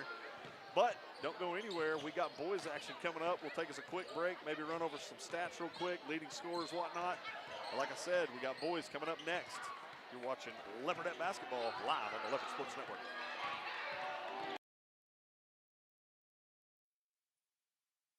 Hi, I'm Ben Long, an agent with Oklahoma Healthcare Exchange.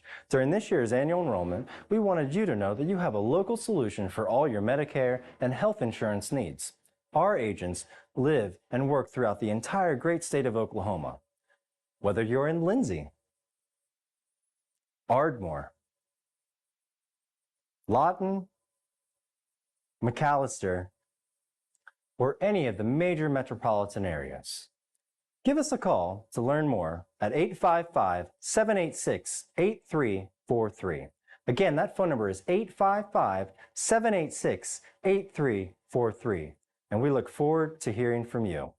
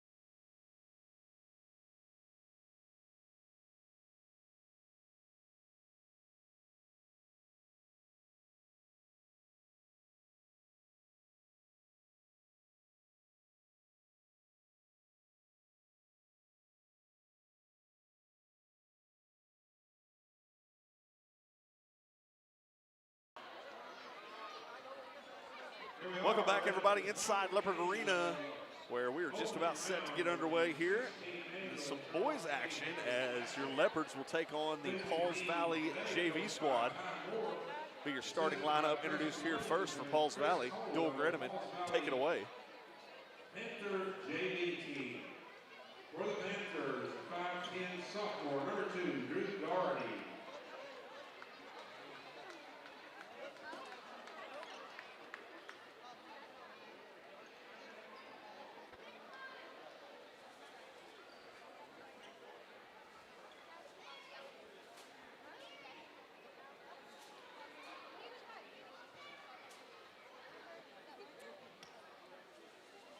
Not sure what the delay is. Everybody? I think doling out somebody that's not here. Plus Gredeman's lineup. Yep, Gredeman's lineup wasn't correct. Senior, number 13, Hayden Griffin. And there's the applause by the Pauls Valley faithful. Sophomore, number 14, Amari Jackson. That is kind of a awkward feeling, I guess, when somebody gets introduced and they're not even in the house. Thinking out someone on the high school varsity squad. Gotcha. I think he had the wrong roster. So there's your starting lineup for the Pauls Valley Panthers. Up next, your hometown Lindsay Leopards.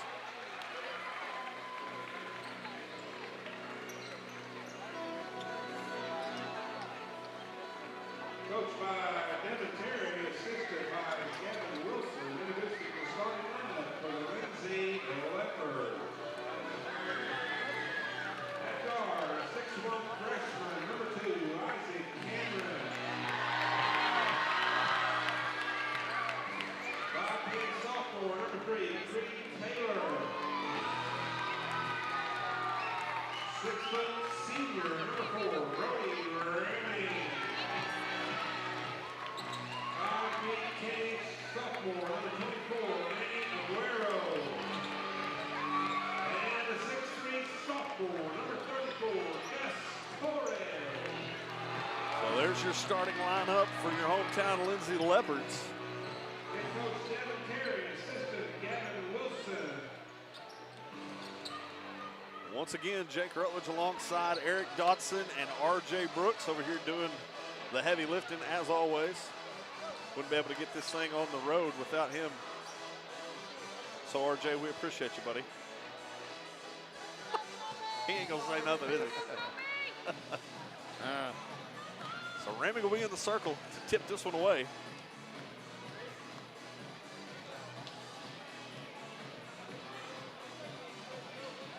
As everybody's figuring out who's got who. We're just about ready here. Raming will control it as the freshman, Cameron, will bring it across the timeline. The senior Bryson Watts, I believe, is homesick. Okay. I was fixing to say, I didn't see him down there. Layup underneath from Cameron's good. Cameron for 2, give the assist to Creed Taylor.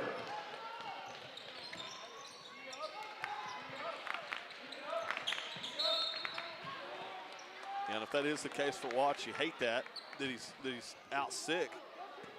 But probably rather have Watts in the long run rest of the season. Yeah.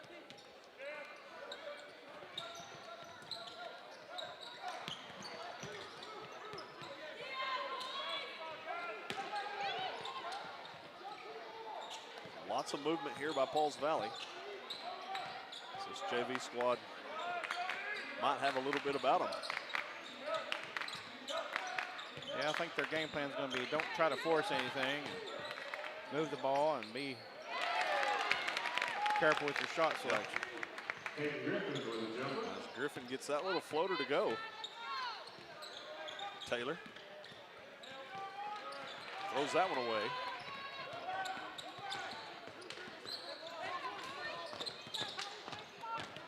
This looks like Coach Terry is already going to make a substitution. That looks like Russell getting ready to check in. As Taylor makes up for his mistake, comes away with a steal.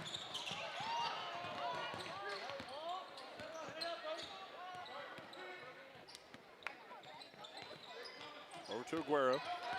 Just feed it to Gustavo down low, or Ramey. Yeah, matchups down low. Or Cameron. Taylor, little jumper, in and out. Cameron comes away with the rebound, putback's there. He's got 4. Cameron with the rebound and the basket.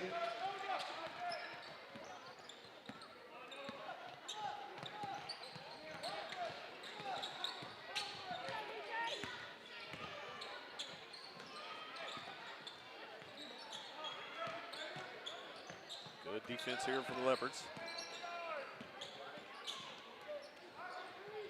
Long 3 ball. It's off the glass, no good. Aguero controls it. So he'll slow the pace here momentarily. Taking directions from Coach Terry. Now gives to Cameron. As that one's deflected, ends up out of bounds. That'll stay with the Leopards.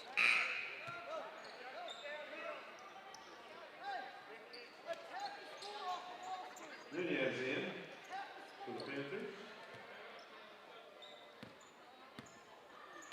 Hunter Russell in for the Leopards. Hunter Russell checks in for the Leopards. Gets it down low to Ramming. As be whistled for the travel.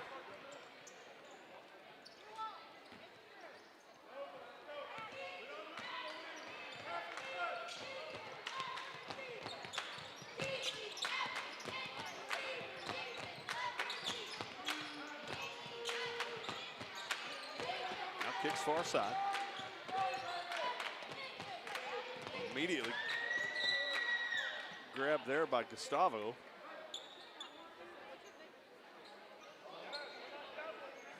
Ends up out of bounds.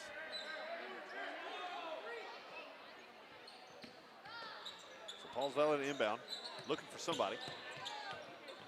Finally does get it in. Far side corner.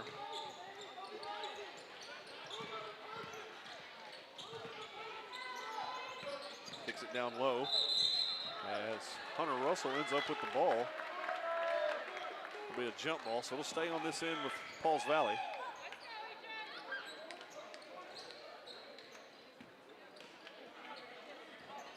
Long inbounds. Throws it back. Torres is there. Now kicks to Cameron. Cameron layup. Too strong off the iron. Ends up with his own rebound though. Good job by Torres there. Keeps it alive. Now Aguero out near midcourt. Kicks far side over to Cameron. Cameron will cross over, drives. Kicks near side. That's Hunter Russell. 3 ball in and out, no good. But he was fouled, so he'll go to the line for 3. Hunter Russell at the line for 3. Partner, that thing was halfway down. Yep. That's a lot of what happened to Davis the other night. Russell's first attempt. Short.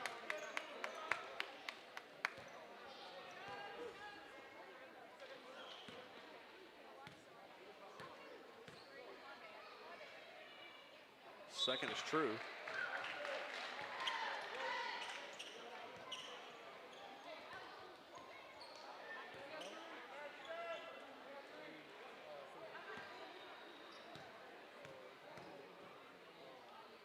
Russell's third is good. So able to get 2 to the 3. Leopards on top 6-2 here. 4:30 to play, first period. Good defense there by Brody Ramming. Comes away with the steal. Russell kicks it far side. That's Aguero. 3 ball is good. Manny Aguero.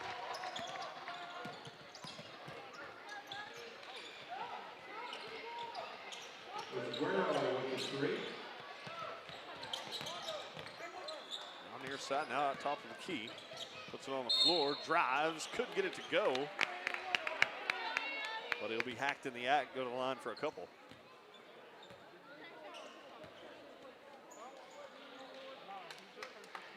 Brody Ramming at the line.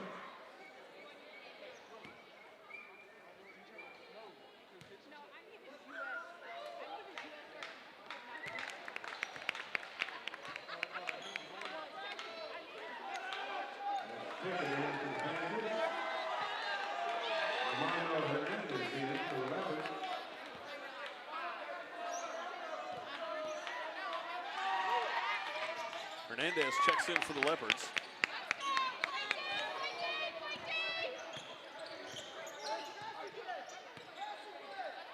Cameron. Directing traffic. Over to Russell, now to Aguero. Now Hernandez, back to Aguero. Little jumper, that's good. Aguero.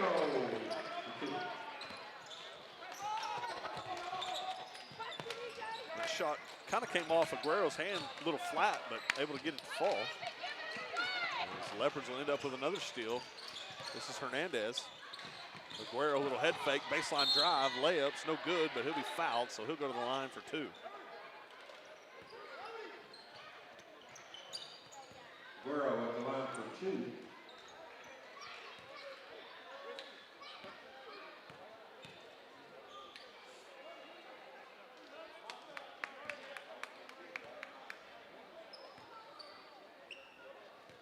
Jackson Ryan and Preston Brentfield here for the Panthers.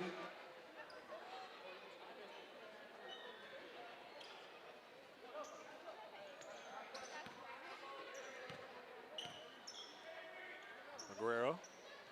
That one in and out, no good.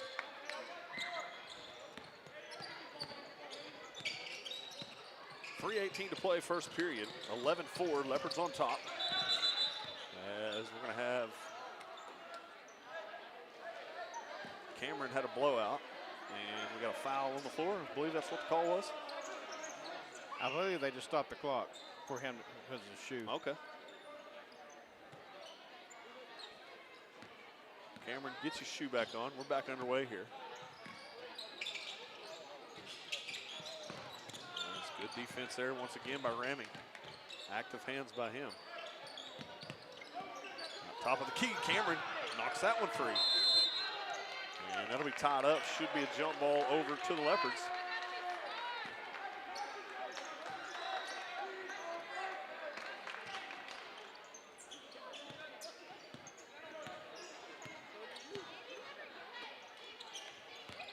Aguero drives. That's good. Aguero for 2.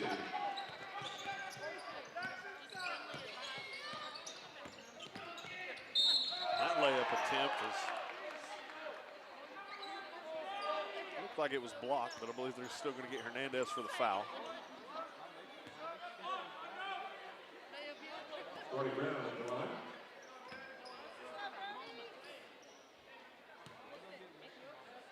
Brown. That free throw's in and out. Quinn Taylor returns for the Leopards. As Taylor will check back in here. Leopards looking to go small as Ramming checks out. Brown second. Off the back iron, no good. Hunter Russell will come away with a rebound. Over to Taylor. Taylor had that one poked from behind.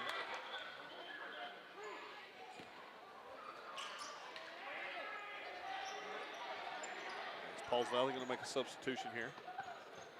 Colby Barrett in for the Panthers. It'll be Barrett checking in for the Panthers.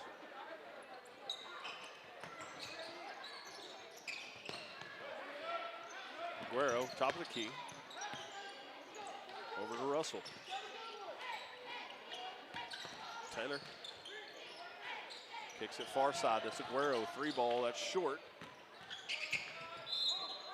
As that one end up out of bounds, last touched by the Leopards. 2:10 to play first period, 13-4. Leopards have led the entire period.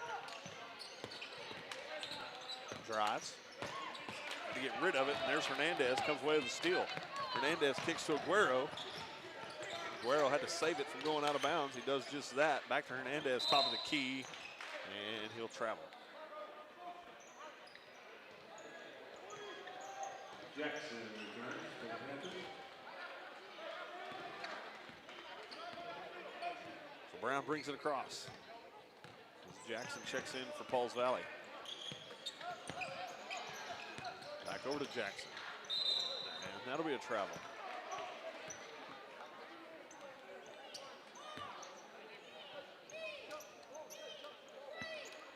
A little sloppy early on here.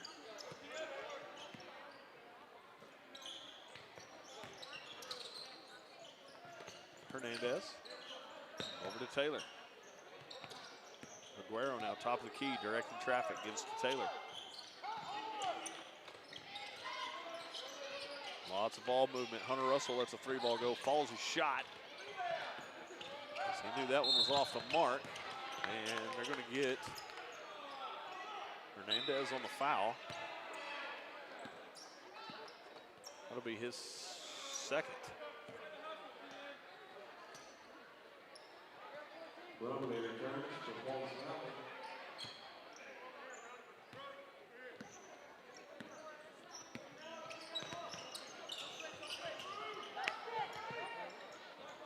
Near side here. As that one not free. It'll be a jump ball, but it's going to stay on this end of the court.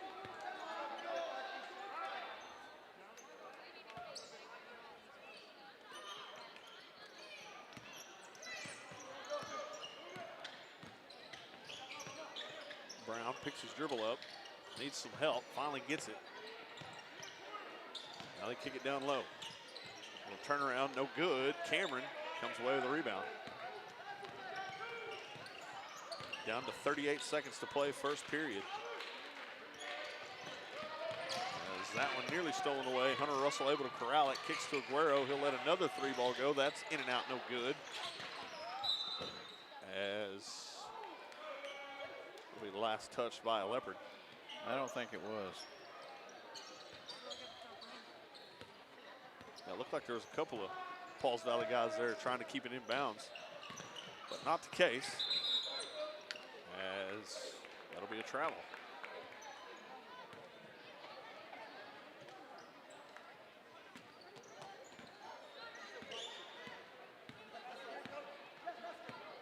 So Taylor brings it across.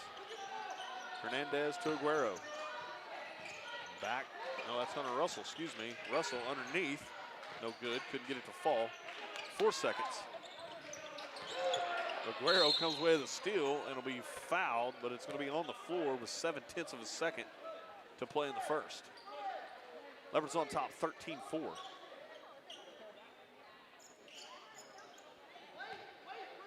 Let's see how quick Leopards can get a shot off here. Little lob pass, that's good. Count the bucket, the freshman. With the little so-called alley-oop there. Assist from Creed Taylor. So at the end of one, Leopards on top 15-4. We'll take us a quick break. Don't go anywhere. You're watching Leopard basketball live on the Leopard Sports Network.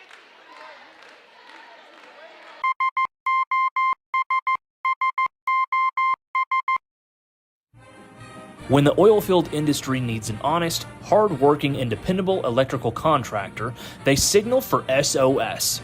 With a solid reputation for getting the job done, Michael Sherrock and his team are prepared to meet all of your industrial and commercial electrical needs.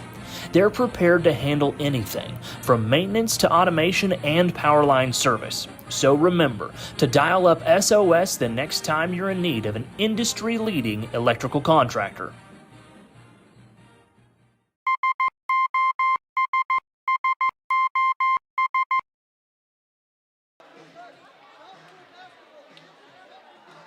Welcome back, everybody, inside Leopard Arena.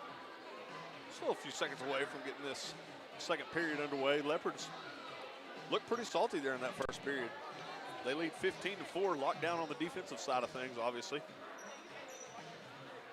Yeah, they just need to keep up the pace and keep working on things they can work on. And try to keep the momentum on their side. Don't let Pauls Valley get any momentum.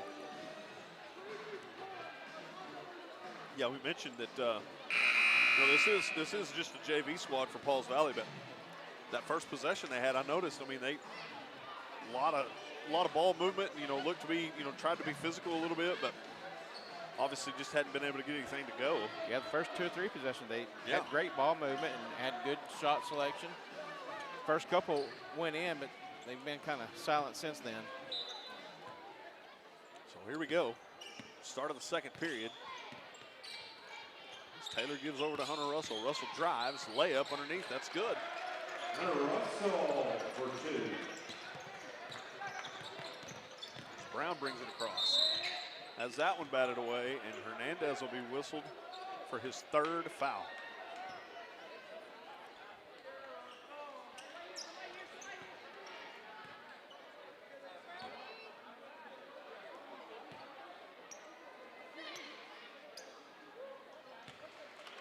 Brown gets that one to fall.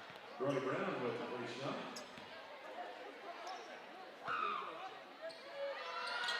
Brown's 2nd off the back iron, no good. Falls Valley couldn't keep it alive, and Cameron comes away with it. Cameron kicks to Creed Taylor, 3-ball, that's good.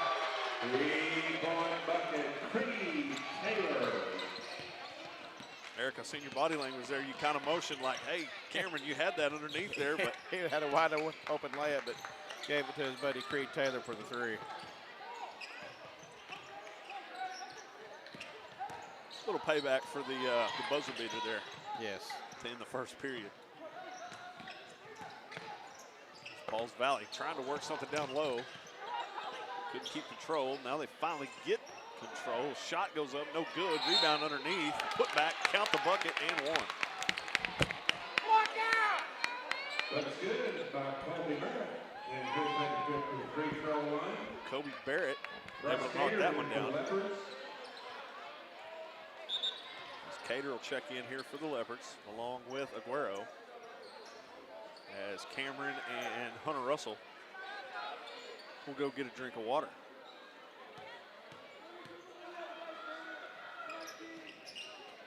Barrett's free throw attempt, no good.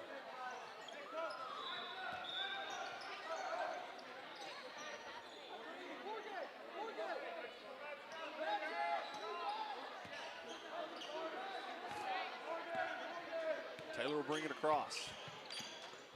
Kicks to Aguero.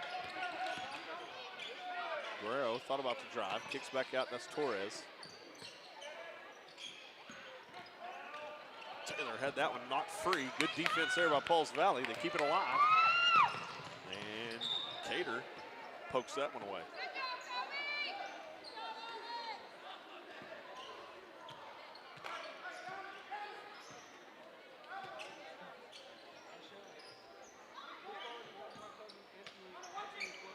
Brown to inbound for Pauls Valley as he steps over the line. He knew it immediately.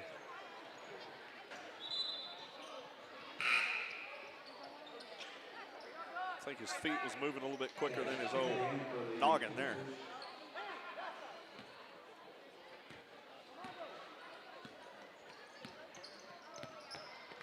Taylor gives to Hernandez.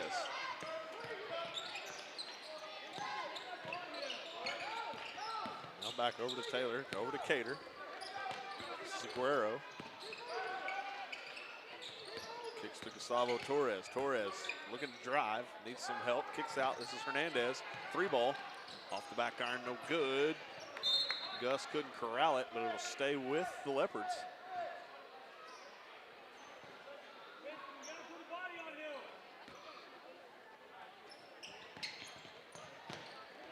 Gets it in, down low, that's Cater. We'll turn around, that's good. Cater for 2.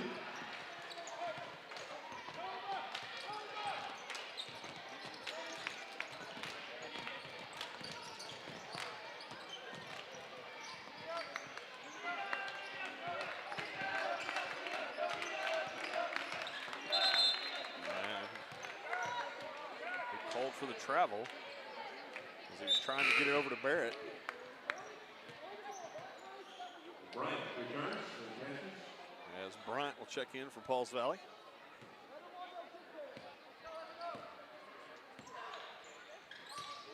Nearly stolen away by Barrett.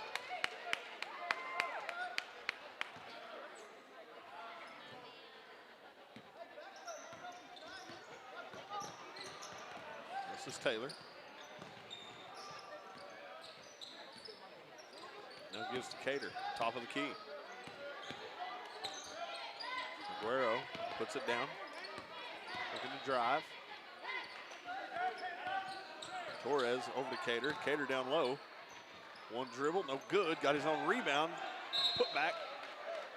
And we fouled there. Cater will go to the line for 2. So Cater will go to the line shooting 2 here. Leopards on top, 22-7.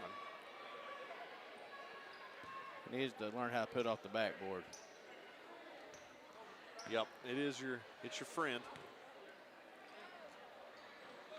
Cater gets that one to fall.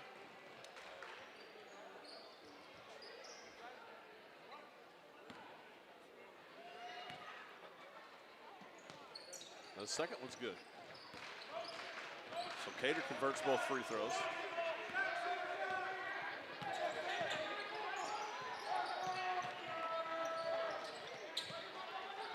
Over to Barrett. 3 ball. That's too strong. As Hernandez will come away with it.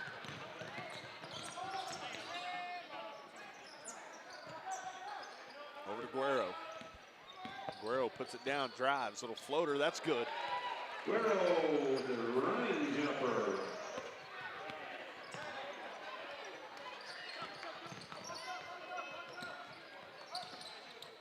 Barrett, near side, guarded by Taylor. Now the drive, and that one's swatted, but they're going to call a foul on Cater on the floor, I do believe.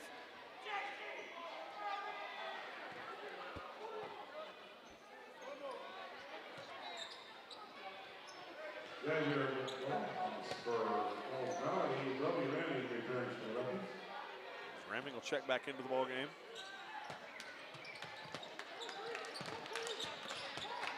Torres bats that one away, ends up in Creed Taylor's hands. He brings it across. Cater, top of the 3. Key lets the 3 go, that's good. 3-point bucket, Cater.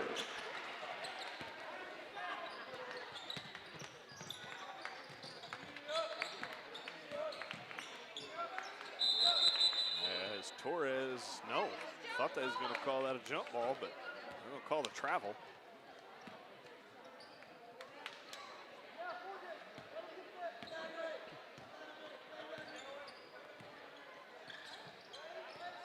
Aguero. Oh, thought about a step back 3 there. He wanted it, didn't he? There's a wide open shot. Lets that one go. Comes up just short.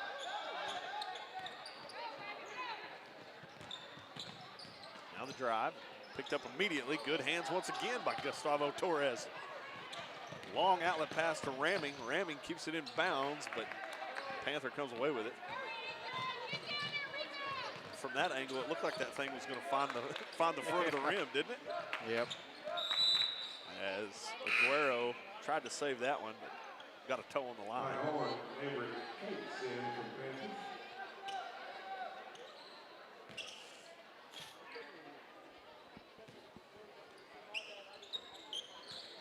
This is Barrett. Guarded by Ramming. Now kicks down low, back outside, far corner 3. That's good. Good looking 3-point shot there. Cater gives to Torres, gives it down low. That's Brody Ramming. Layup's good. Ramming for 2. Gotta feed Ramming down low. That's all you have to do. Got the size the size mismatch, the strength mismatch. If they can find big Brody Ramming down low, he could have a night. Barrett, little floater, and the lane's no good. Barrett takes a stumble there, kind of laughs about it. And they'll give the foul to Torres.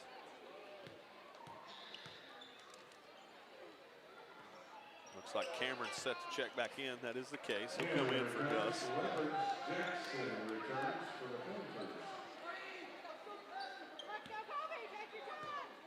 Barrett's first rattled in and out. Leopards lead by 21 here.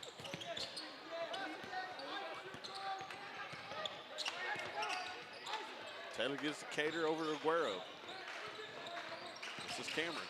Back to Aguero. Cater, 3 ball, that's good. 3-point bucket, Cater. About 3 foot over to the left from where he made his first. As he's 2 for 2. And that one will be thrown away.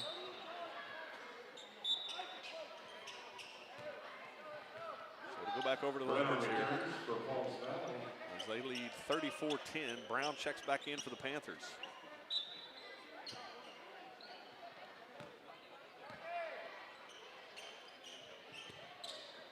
Cater Has that one denied by Barrett.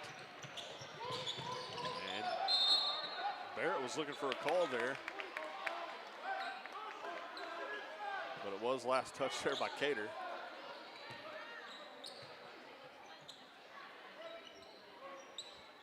And had Cater knocked that one down, that Leopard student section might have got a little bit rowdy, partner. Yep.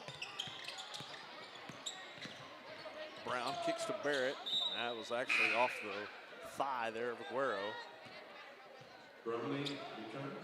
So Brumley checks back in for the Panthers. Now Brown. As that one's batted away by Brody Ramming. Ramming, layup is good. Ramming from the left side.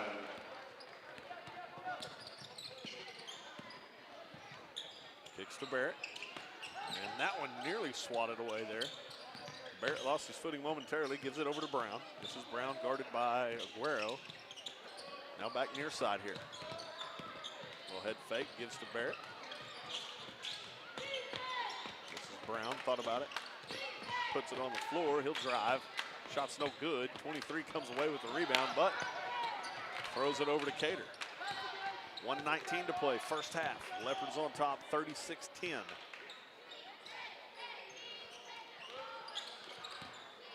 Cater, over to Aguero. Aguero, a little floater in the lane, that was pretty. Aguero for 2.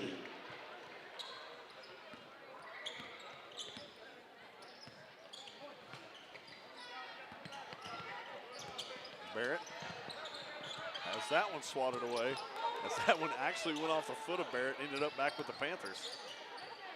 Kicks it far side, Brown. Come on, see the ball. I was fixing to say, if Cameron wasn't eyeballing his guy there, he comes away with that one.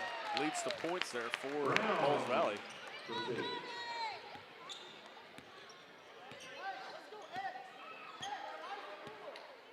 26 seconds to play, first half. Leopards on top big, 38-12. Yeah, and that's one of them deals with Cameron. Just a freshman. Got to remind everybody.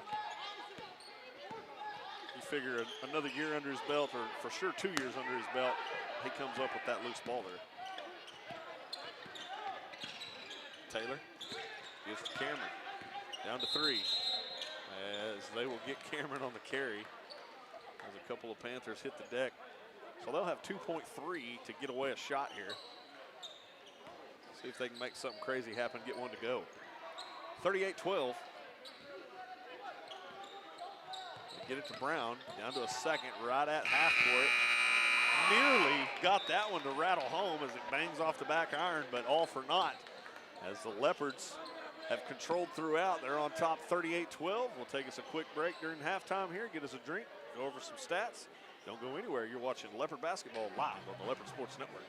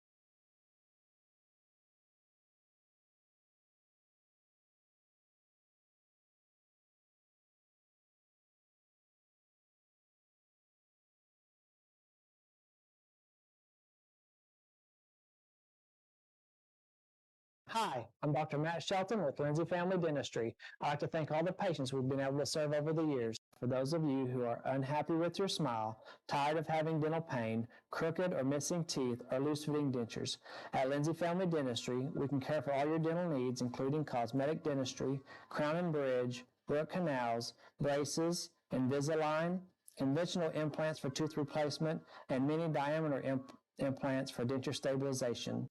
Our braces fee starts at $4,500, and for those of you with poor-fitting dentures, we can place 6 mini-diameter implants on the upper for $3,600 and 4 mini-diameter implants on the lower for $2,600. To schedule your consultation, stop by the office at 102 Southwest 7th Street, Lindsay, Oklahoma, or give us a call at 405-756-4093. As a 1997 graduate of Lindsay High School, I'd like to take the time to say go Leopards. Welcome back, everybody, inside Leopard Arena here on the campus of Lindsay High School, where we're still about a minute and a half or so away from getting this third period underway. But Leopards did a good job there, partner in that first half. They lead 38-12, locked down defensively, got some shots to fall. Manny Aguero's made a couple of threes. Bryce Cater's made a couple of threes. Brody Ramming's been all over on the defensive end of things. So talk about a few stats while we're here. Yeah, the rotation's been good. A lot of different guys have been in. Shot 11-15 from the field, 2-point field goals. Shot 4 for 9 from 3-point. They're 4 for 7 at the free throw line. Had 8 rebounds, 3 offensive, 5 defensive. Had 6 assists, 9 steals. Did have 7 turnovers. It was a little sloppy there. Started out there. 8 fouls. Aguero lead the way with 11 points. Cameron, the freshman, right behind him with 10.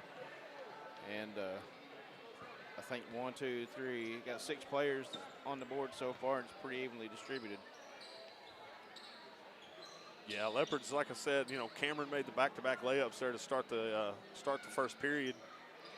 And after that, man, they never really looked back. Just done a really good job on the defensive side of things and held this Pauls Valley JV squad in check. Lead big here as we're getting ready to start the third period as Barrett will inbound.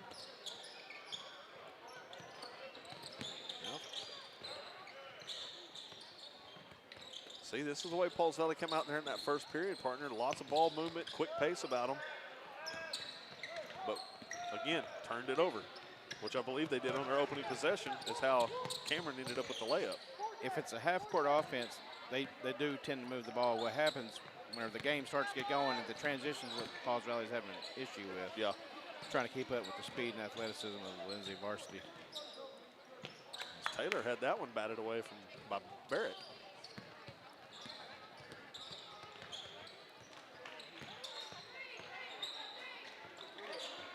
There's 3 balls on the way. Comes up short. Torres will come away with a rebound. So, again, if this one holds true, Leopardettes, they play at 6 o'clock tomorrow.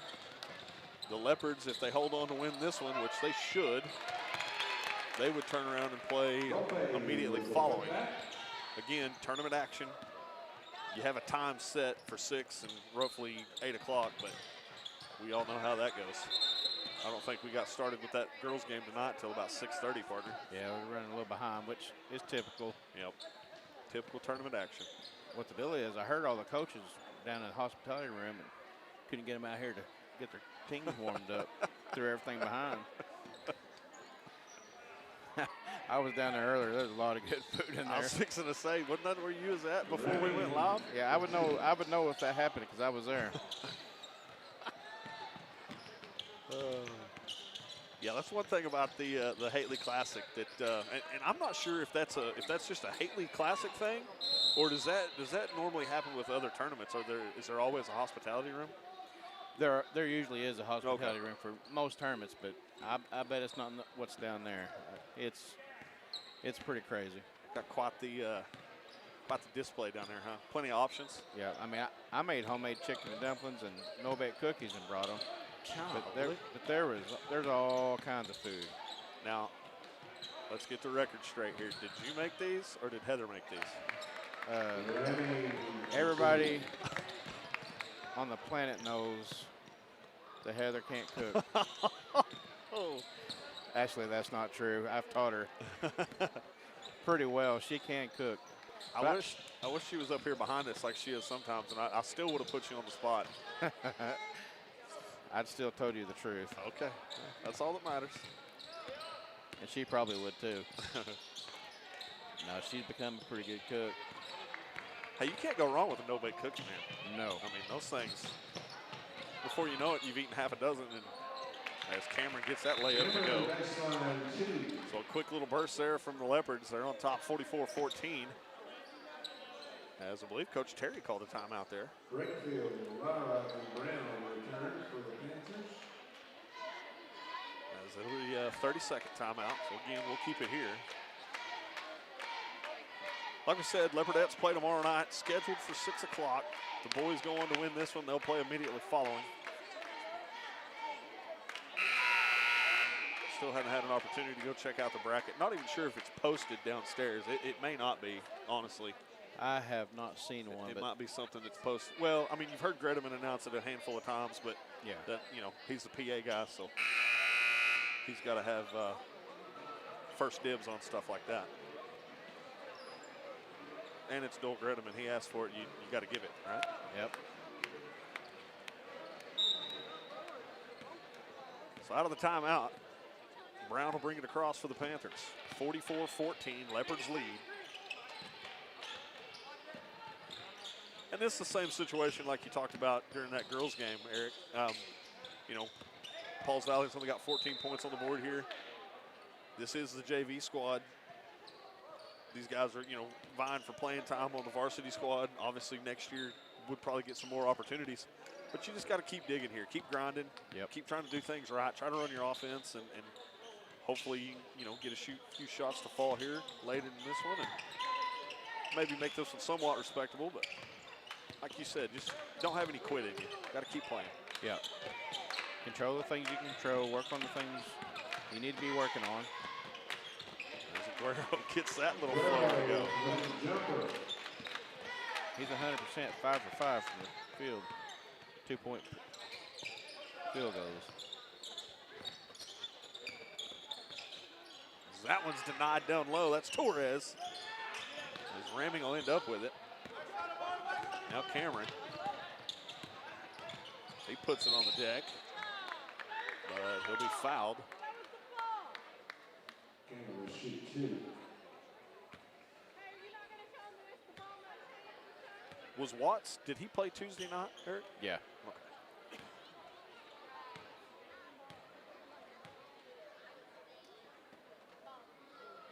Cameron gets that free throw to go.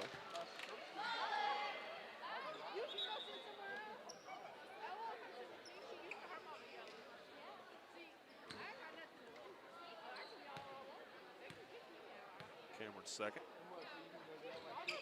Is up and in.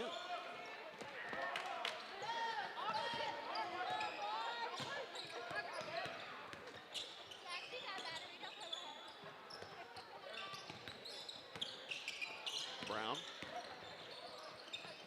As that one rattles in and out, gets his own rebound, putback's good.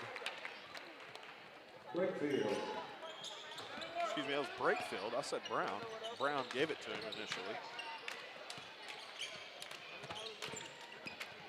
Taylor. Oh, nice little pass underneath to Torres. Count the bucket and one. Gustavo Torres. Good feed there from the sophomore Creed Taylor.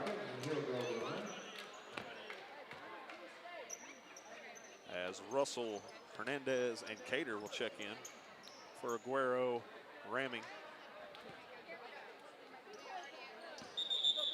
And Lindsay's got to get somebody off the court. As Cameron will be the one to check out here.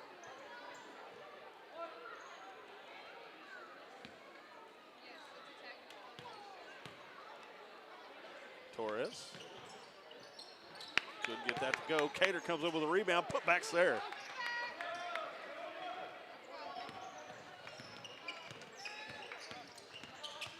Brown. Cater. As Pauls Valley loses that one in the lane, be a turnover. Nice outlet pass to Torres. Torres couldn't control it. Ends up out of bounds.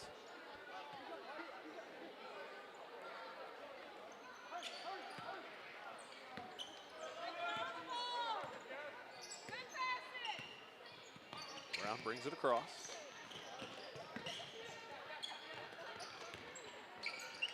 Gives back to Brown. Brown, little floater underneath. That's no good.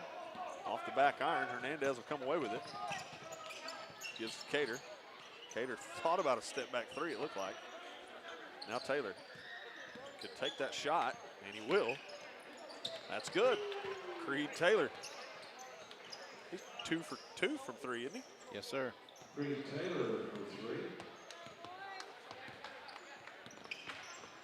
Well, whenever the night comes, whenever Creed Taylor goes off, I mean, you've talked about it almost every broadcast about how good of a shooter Taylor is. The kids do. As Dotson will check into the ball game here.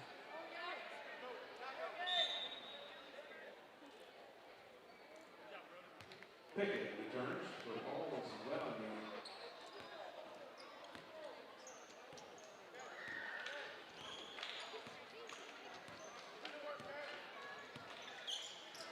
Taylor gives to Hernandez. Gets it down low. That's Cater. Reverse layup. No good. But Cater will go to the line here to shoot 2. Leopards on top at the 2:33 mark. Lead 55-16. That one rims out.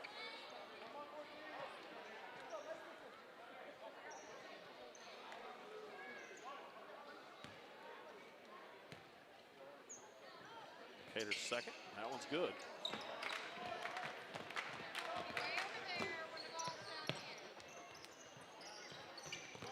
Near side. Picks up his dribble. Guarded by Dotson. Gets it away to Barrett. Now Barrett out near midcourt. 3 ball on the way from the elbow. No good. Got his own rebound, finds Barrett underneath, and Barrett will be fouled as Hernandez will pick up his 4th.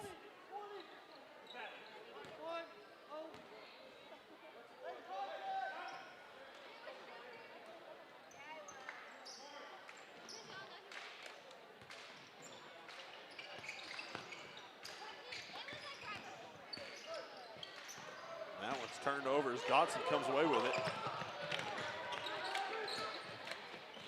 That little jumper go off the front iron.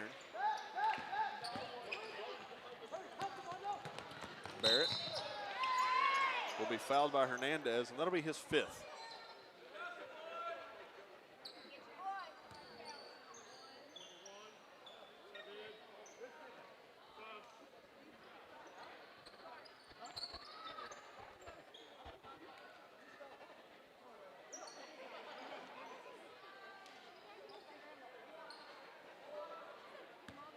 Hernandez will have a seat. Aguero will check in for him.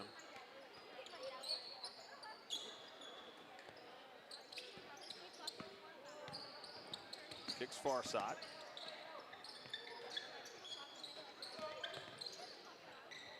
Long 3 ball. That's in and out, no good. Cater will come away with another rebound. Taylor, little shimmy shake, floater in the lane. That's up and in. Creed Taylor for 2.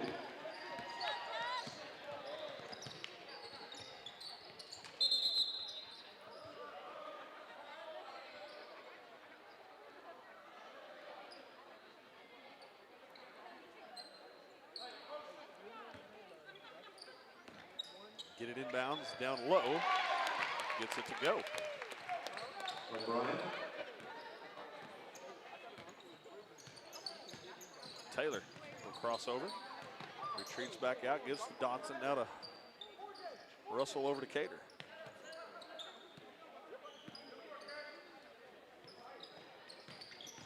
Russell, little jumper off the front iron, no good. Cater's putback wasn't good. Little turnaround hook shot does get that one to go.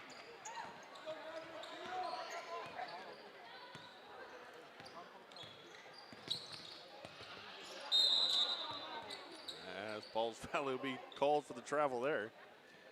43 seconds to play in the 3rd here. Leopards on top 60-18.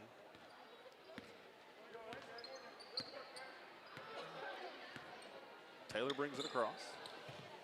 Kicks to Hunter Russell. Russell, step back three on the way. Off the back iron, no good. Dotson trying to keep it alive, does just that. Good hustle there. Now over to Taylor. A little shake again, little step back jumper, 14-footer, that's good.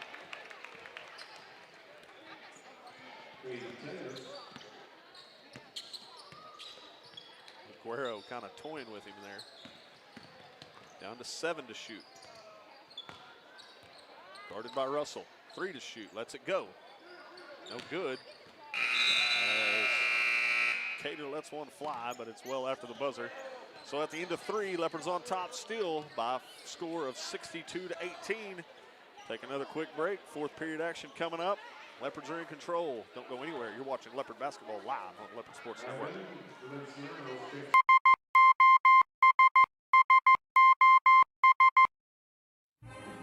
When the oilfield industry needs an honest, hard-working, and dependable electrical contractor, they signal for SOS.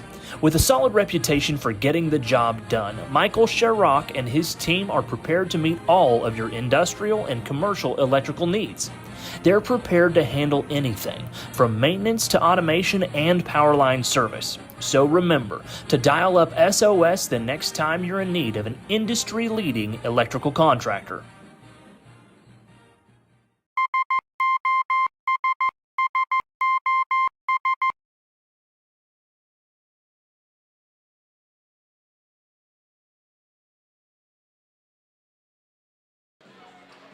Welcome back, everybody, inside Leopard Arena here. Getting ready to start this 4th and final period. Last game of the night here in the Charles K. Hately Classic. Leopardettes cruised to a victory earlier on against the Western Heights Lady Jets. And the Leopards are doing the same here against the Pauls Valley Junior Varsity squad. Both are set to play late tomorrow evening, scheduled for 6. For the girls, boys immediately following, but again, it's tournament action, so that could be running a little bit late. We'll update accordingly. Leopards couldn't get one to fall there. Pauls Valley comes away with a rebound.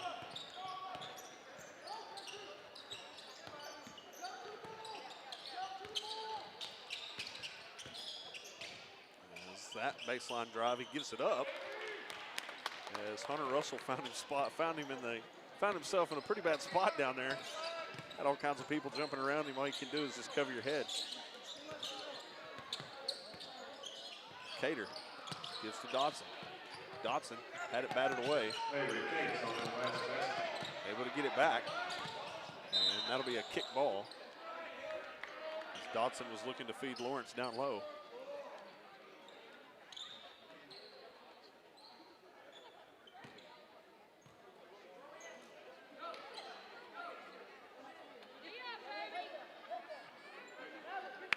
Got to have somebody inbound. There we go. Dotson will do the honors. 62-20. As Dotson lobs it into Cater down low. Cater puts it up. No good. Will Lawrence put back. That's good.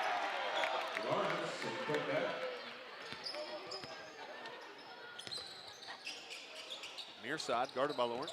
Now at top of the key, it's Feliciano. Nearly knocked that one free. Dotson comes away with the steal. Oh, they'll get Dotson on the double dribble. Looked like he just didn't quite get the pass over to Russell the way he wanted to, and he slapped it a second time, and they called him for a double.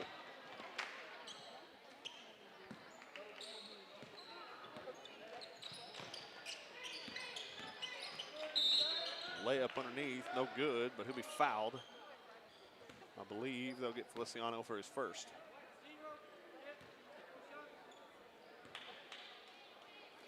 On page 52.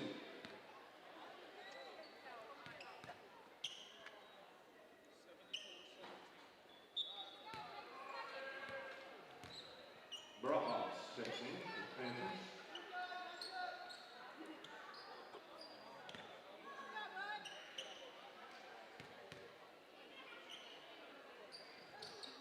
That free throw's in and out. Cater comes away with another rebound.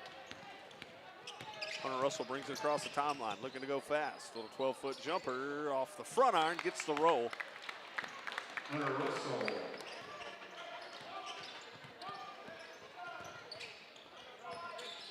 Dotson nearly poked that one away. Far side, kicks down low. Now top of the key. The dribble drive and the travel.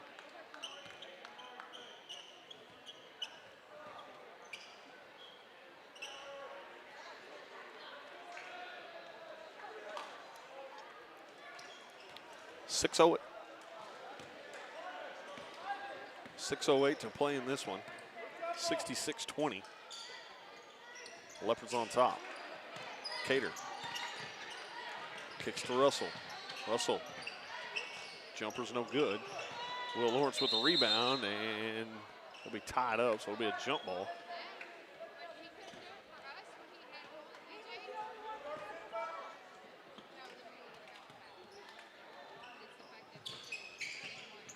Feliciano over to Cater.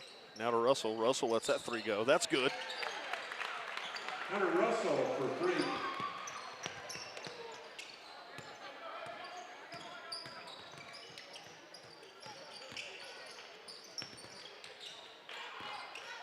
Brown kicks down low, guarded by Lawrence. No good. Cater with another rebound. As Cater thought about pushing the pace. Kicks it back out. Russell puts it on the deck. Layup underneath. Couldn't get it to fall. Long bounce pass. As that'll end up in the hands of a Pauls Valley cheerleader.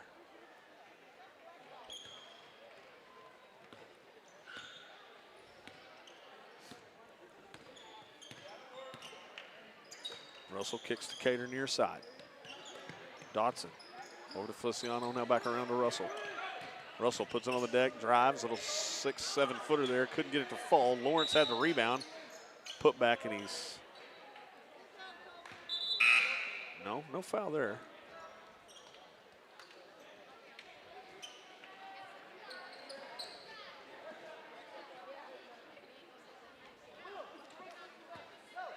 Dotson inbound here for the Leopards, directing traffic. Has to kick it out up top to Cater. Cater will drive. Layup's good. Cater. So Leopards need just 3 points to equal the 74 that the Leopardettes put up here tonight. See if they can surpass the Leopardettes. As that layup attempt's no good. I believe that first game, Eric, was what, 74-17? Yeah. I think. Brumley at the line. 14. Yeah, 74-17. As Brumley gets that one to fall. Very similar. Mm-hmm.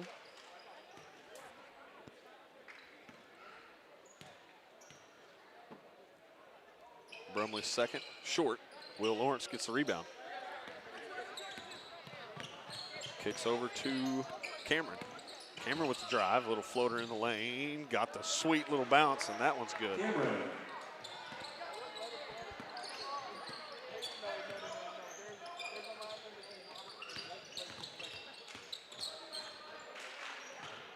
Over to Barrett. Lost his handle. Little spin move, layup underneath, it's not there. As that one, last touch by Brumley. So it'll go over to the Leopards. 3:55 to play in this one.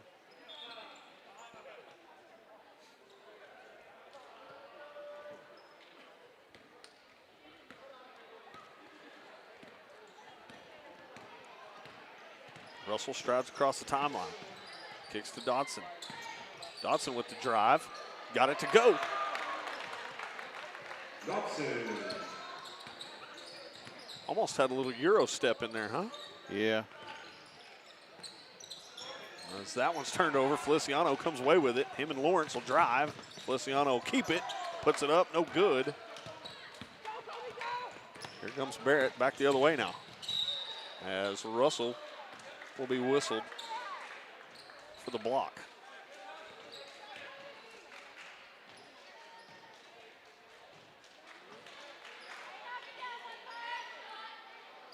Bucket's good. Number 15, Colby Barrett. He'll go to the line. So Barrett trying to convert the three-point play, does just that. 75-24. Leopards in control, 3:18 to play. Russell kicks to Dotson, now Feliciano over to Cameron. Cameron with the drive, little spin move. As he'll be whistled for the travel, and he knew it.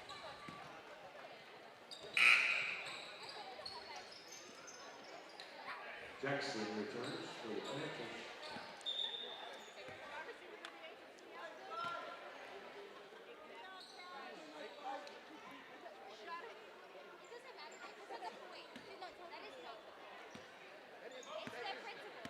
Barrett will bring it across.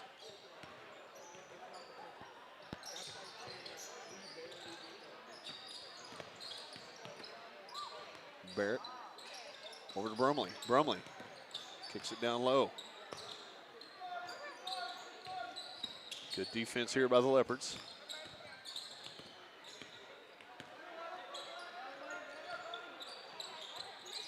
Down to 2:40 to play in this one.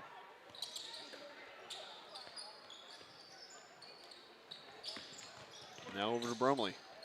Guarded by Feliciano. Kicks it down low. Gives back to Brumley. Brumley, a little floater in the lane, no good. Barrett with the putback. That's good.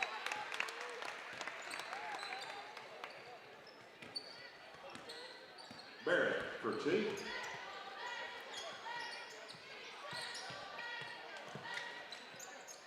Feliciano. As he'll be whistled for the travel.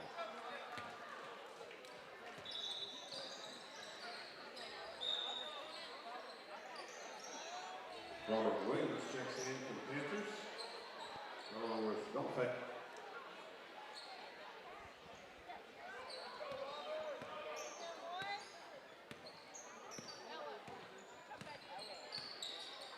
Barrett. As Pauls Valley throws that one away. Pass was intended for, I believe that's Golfe.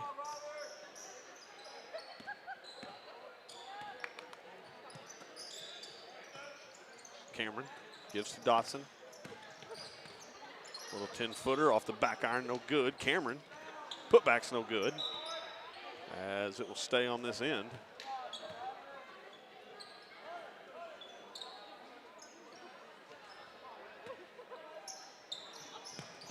Dotson gets it into Lawrence. Dotson thought about a 3, steps up. Couldn't get that one to go. Russell and Barrett end up in the doorway of the girls' locker room over there. That's something I just thought about. Obviously, there's padding on either end of the court here. No padding on that far side wall over there. That corner looks dangerous. Yeah. Feliciano, nice pass underneath. Lawrence couldn't corral it. Yeah, I mean, honestly, that whole stretch of wall, the length of the court, Yeah. you know, there's not a lot of room. About as much room there as there is from, you know, the sidelines to the stands there in Stillwater at Boone Pickens. Very, very tight sidelines here. Dotson, 3-ball on the way. That's good. Nothing but net. As Dotson gets one to go.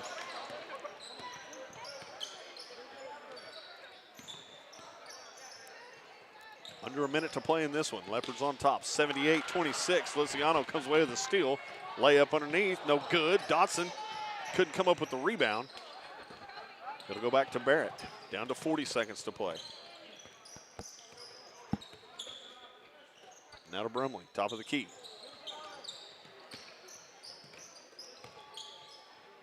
Barrett. Baseline drive, and that one is denied, but they're going to get Cameron on the foul.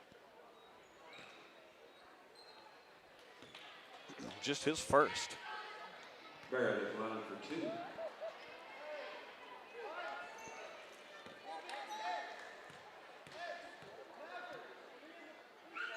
Barrett's first, no good.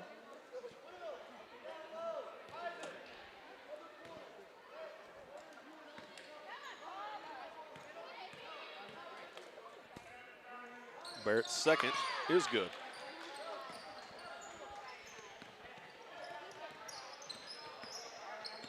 Cameron will stride across the timeline.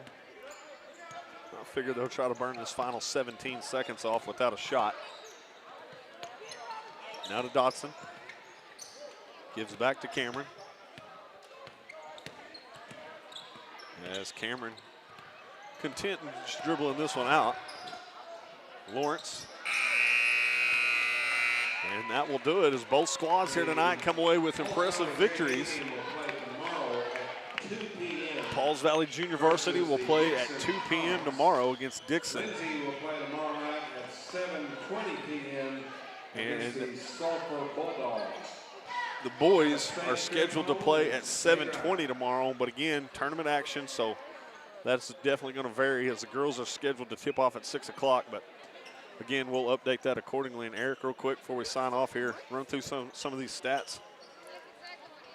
I don't have anything. Oh, you don't have totaled anything? yet. Okay, my fault.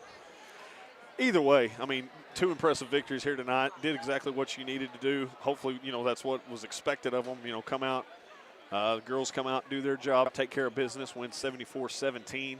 And then boys come in here, take care of business against Pauls Valley Junior Varsity, 78-27. So again, tomorrow night, both squads will play late. Again, I just went blank on who we play. Boys play Sulphur. Girls will play, I don't remember what he said earlier. Anyway, we'll have all that updated for you. Pauls Valley, I believe. Is it Pauls Valley? Okay. Either way. Game. Oh, that's right. Yeah, conference play for tomorrow night. So, well, I guess with all that, we'll go ahead and sign off here. Good first night, good first round of the Charles K. Haley Classic. So, with all that being said, we'll go ahead and say goodnight, everybody, and we'll catch you back here tomorrow night starting around 6 p.m. Good night, everybody.